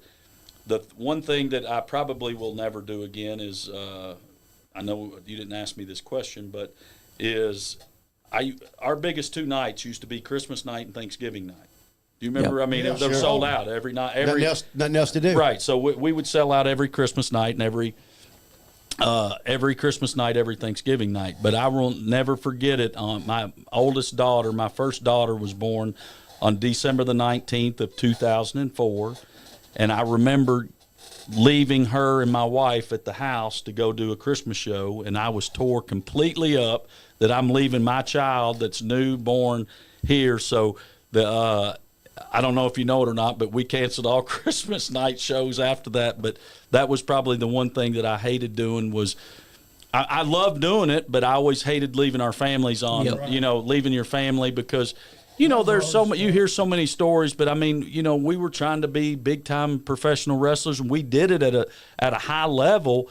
But I mean, there were things that I missed that I was like, golly, I missed putting my child to bed. And, I'm coming home from Hazard, Kentucky, and the referees hit me in the eye, and I had to go get stitched up, and it's 4 a.m, or you feel terrible, and then you got to get up and go to work, whatever it is. But, I know that a lot of guys on this circuit here with MWA, we paid our dues. You know what I mean? Right the price. We paid our dues. We did a lot of things, and I think that it took the whole group, from Mark Morris did a lot of good stuff with our company. The Patriot had been doing it for years, and he would, hey man, you need me to help you tear down the ring. But it was that level of respect that we had for each other. Do you know what I mean? So it was like, I knew if I was working Larry, for instance, I knew it was a night off. I knew that he was going to take care of me. I never had to worry about him stiffing me. But I knew that the group of guys that we had, if I had a vision, whether it be that we're going to try to raise money for a group, that group was we're all in. We're in, and we were going to do it. And there was never a night that we said that, because I know there was promoters out there that said we're raising money for this certain organization or this certain group that never brought it to that certain organization or certain group.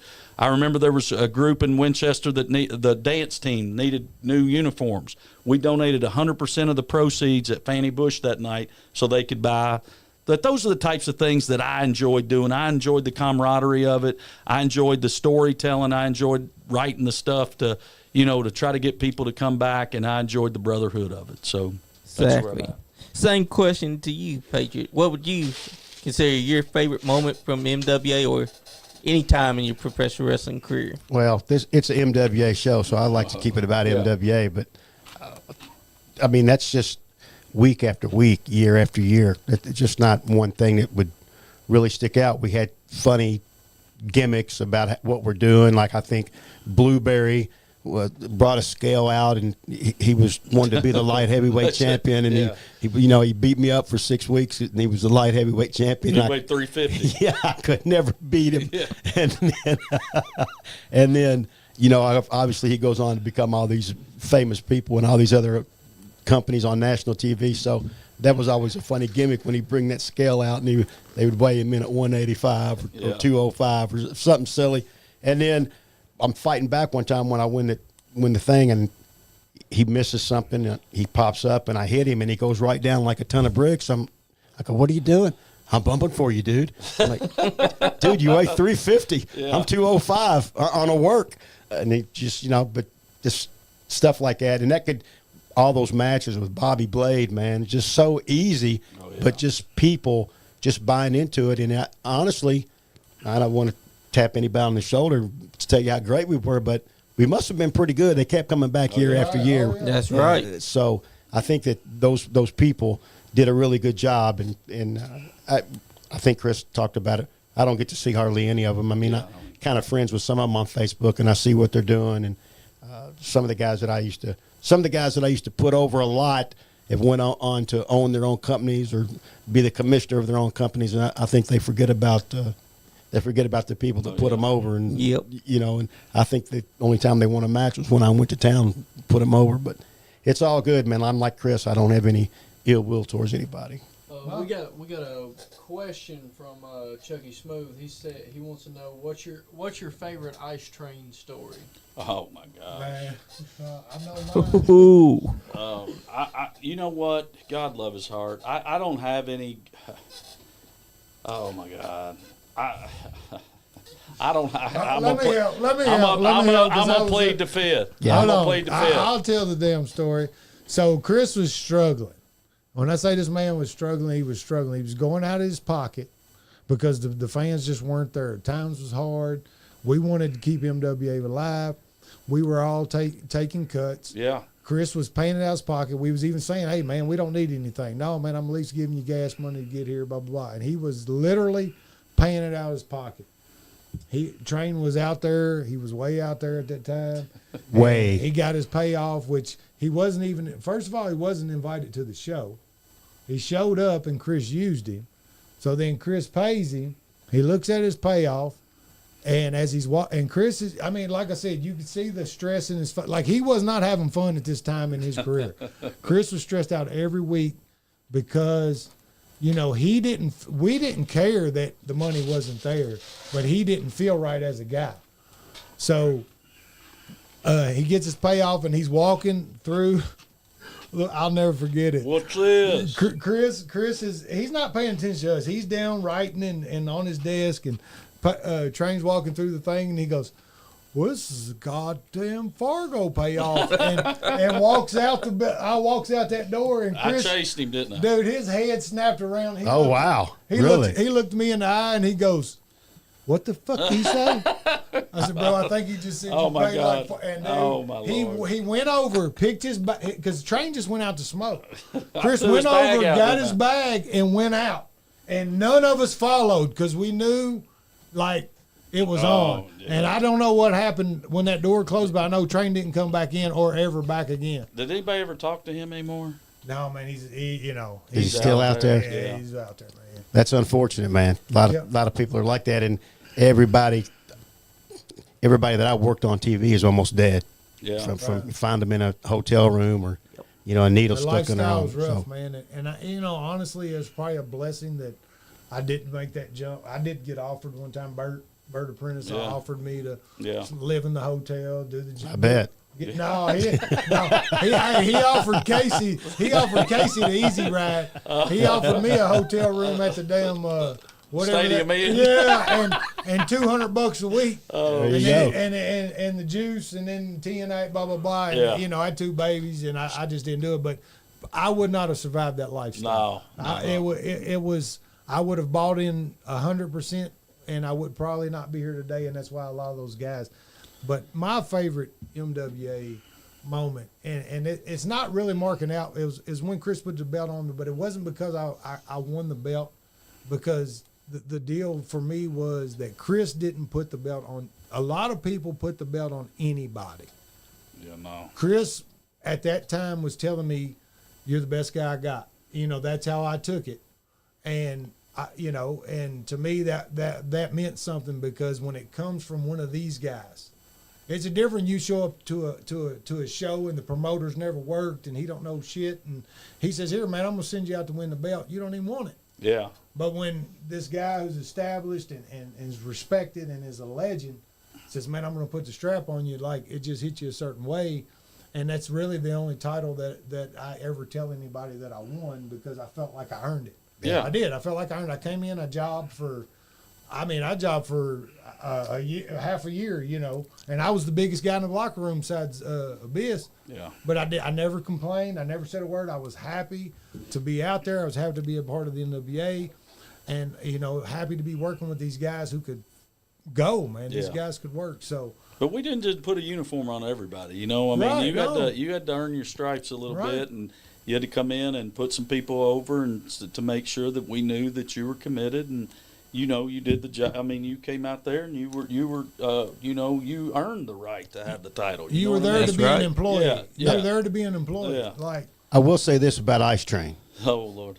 He did love wrestling. oh Yeah. my God. So I always admired him for that, and I always felt bad for him and people like him, because there wasn't a plan B. Yeah. They were in 100% to professional wrestling, and there wasn't much education, or there wasn't Right. what are you going to do? So they didn't have another plan. And it was not apparent to him that it wasn't going to be a career. Right, and he Right. didn't have And much we- size, but he we- was lean. right. He was lean, and he just loved wrestling, man. So if he's out there listening, or if somebody knows him, I hope he's doing okay, man. I always, Yeah, man. Those demons, man. They just. We got a question from Marcus Johnson, one of the new bloods of Okay. wrestling. Yeah. He said Emotap. NWA was the very first independent wrestling show I had ever been to. I was thinking about, that's cool. He's a training good with worker, man. them. He's good. He's a good kid. Good Yeah. work. He's not a kid no more. but I but waited he- too long yeah. before they stopped running. That's cool.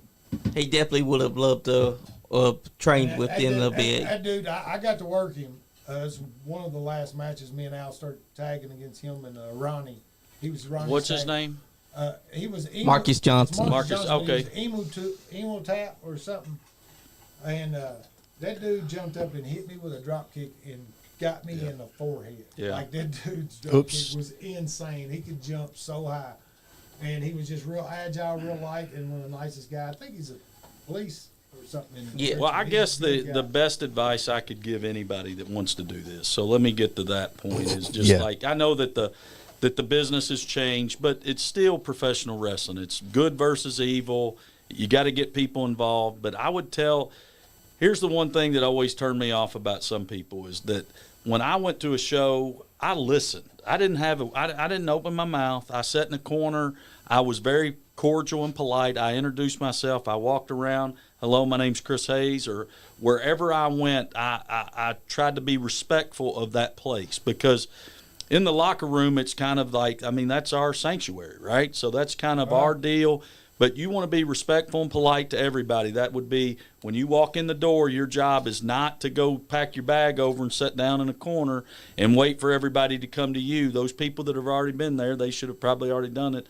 But you want to walk around and make sure, hey, how are you? Good to see you. And then just listen. God gave you 2 ears to listen more than gave you that one mouth to talk. So just listen to what's going on. You'll learn a lot more by listening than you will going in and telling somebody you watched Stone Cold hit somebody with a stunner twice or whatever. Just listen to people that have knowledge trust the right people and get around good people, because there's going to be people that are going to want to take your money, that are not going to, don't have a promotion, and they're going to take your money and tell you they're going to train you in a backyard somewhere, whatever.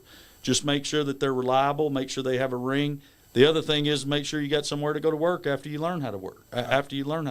So, Well, you guys are old enough to be around a lot now. Who's the best guy you ever worked for as a promoter or as a person? He's sitting in this room. Yeah. I mean, so you couldn't ask for a better friend. Right. And for me, I was a square, non-drinker, non-smoker, no tattoos, no drugs. What a perfect person to ride up and down the road with. yeah. Right. Chris, and he talked about it 2 hours ago. He said everybody else is going out spending their money. Me and him, that was when cable TV was just popping. We watched the Braves. Yeah. We watched. We thought it was a big deal. We got to watch baseball Yeah. in the hotel room. So perfect guy to be around, and listening and not running your mouth all the time is the only reason I ever got to work in WCW or anywhere else down in Memphis with Lawler and them, because I listened, and people picked up on that. Older people like Rip picked up on it, and they said, "Hey man, come with me."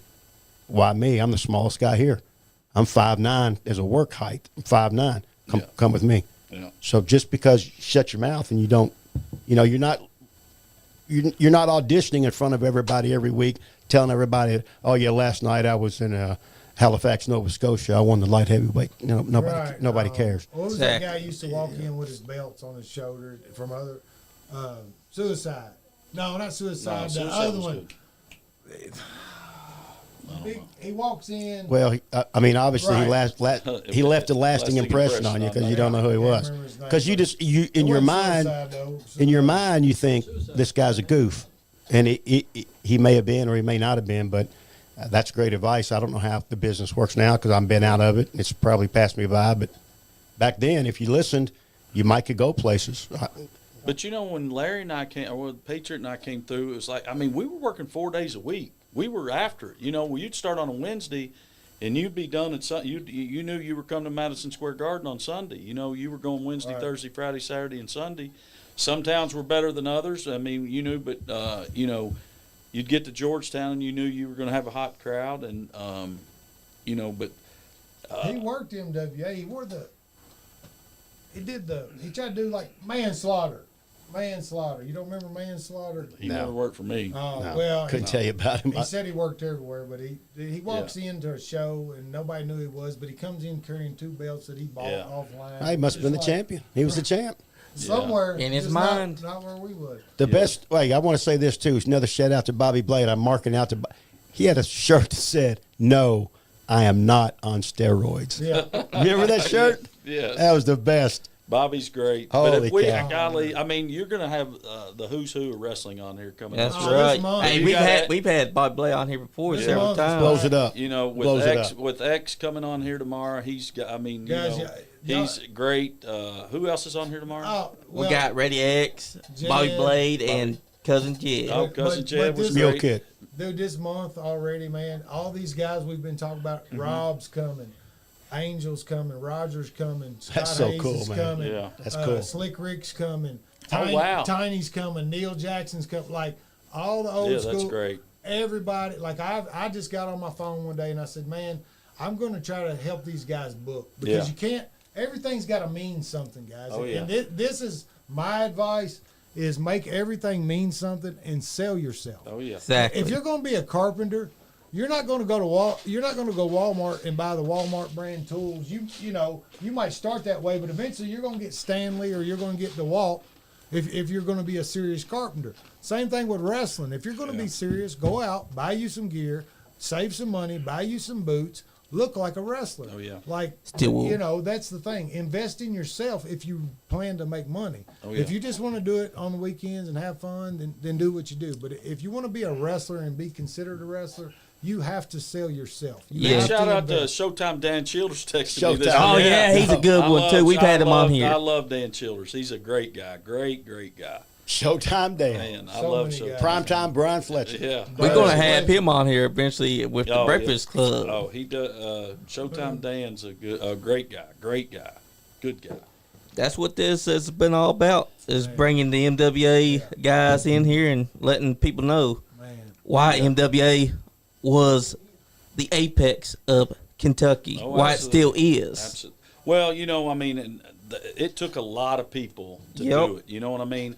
I had a lot of help, and from everybody that Bear sitting in the room, I know he put in a lot of hard work. Donnie, Bobby put in a lot of hard work. Rated X put in a lot of hard work. I mean, there was a lot of people that made those 3 letters mean something. You know what I mean? So if you knew that MWA had a show coming to town, you knew that you were going to get some of the best independent wrestling that there was. And before I leave tonight, I don't even know how much longer do we got. We're getting to closing time right now. Just the one thing I want to do is I want to thank everybody that ever worked with me or worked in the ring with me or worked for the MWA. I think that, we kind of quit abruptly or whatever, but, it was just, I think it took a group effort, and I think we put it together a bunch of guys that, I think if you ask every person that comes on this show, they're going to say Saturday morning wrestling on, Lawler and Dundee and all that stuff, and they got a lot in common. But it did take a lot of people to put this show on. It wasn't just we had a ring, and that was great. I had to pay $300 to have a license, but it took a lot of guys to put a lot of time in. They left their families a lot to come out and do the things that they enjoyed to do. And I just want to, openly thank anybody that ever worked under those 3 letters for me and anybody that I even had an opportunity to work with. And the last thing is I probably met my best friend in life that I didn't even know, Big Bad Chad. He was in Nicholasville, Kentucky, greatest guy in the world, got a great family. And I've developed probably the best friendship with him that I've ever had with anybody just by, him just wanting to be in wrestling. We were doing a thing with Jack Black about slamming him because he weighed 500 pounds, and we were in Nicholasville, and he came up to me. And Chad used to be 500 pounds back in the day, and he goes, "Chris, I know I can slam him. Let me get in there." And I was trying to find a place to store my wrestling ring. Well, he owns a big landscaping company there in Nicholasville, and I took he grabbed that cage. We had a cage match in there. Took a couple of weeks. I told him, I said, "Well, I'll train you to wrestle if you want to do it." And a couple of weeks went by, and we trained him to wrestle. And by God, he got in there and slammed Jack Black in Nicholasville one time, and it was great. But I mean, just those friendships that I've developed over the time of just, I try to be humble and I try to be honest with people, and hopefully I didn't do anybody wrong. If I did, I'll raise my hand now to say I'm sorry. But hopefully, when you worked for the MWA, you knew you were working with a first-class organization. That's right. Well, guys, we come to the end of the show. We went Broadway there, Corey. It's good. You didn't have to go under. You hadn't put nobody over. Listen, he had his foot on the rope. I can tell you that 100%. He went over, but he had his foot on the rope. Ask the people. Yes. That's right. USA. USA. Now, I put the Patriot over clean like 6 weeks in a row. So I ain't trying to hear that noise, brother. Thank you all for having us. It all Thank happened. you Yeah, all very man, it much. was fun. Thank you very It was much. fun. Hell yeah, we'd have to do it again. Yeah, thank Like these guys for coming, man. If you tuned in tonight, you really got 2 legends. You got 2 more legends coming tomorrow. 3. Yep, 3. three Oh, more. 3, that's right. And then you just got this whole month is going to be super hot. It's all MWA. It's all guys that are associated or affiliated. And I'm just excited for this month. I don't want to tell you how many times I put Cousin Jed over, so make sure you mention that tomorrow night. Yeah. We will. We all But Hey, we definitely going to have to do this again, like a part 2. Yeah, we 'cause can do it. there's probably still more stories Oh to man, tell. they ain't even got into the road stories yet. Oh, yeah. Definitely got to do a part 2. Yes. Thank you all for having us. We're blessed to be here. Awesome. Who wants to say the last words, guys?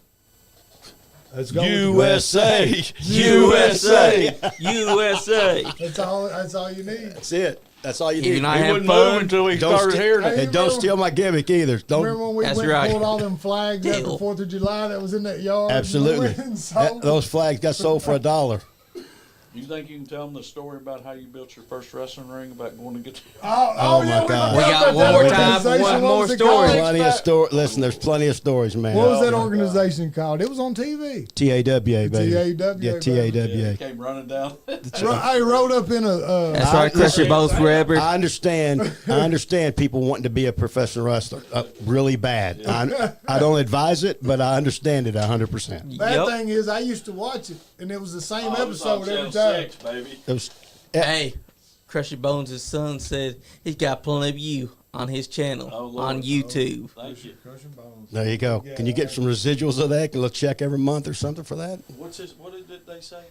Crush Your Bones Bones forever. He His said, son's got a lot of video of you Oh. Yep. on that.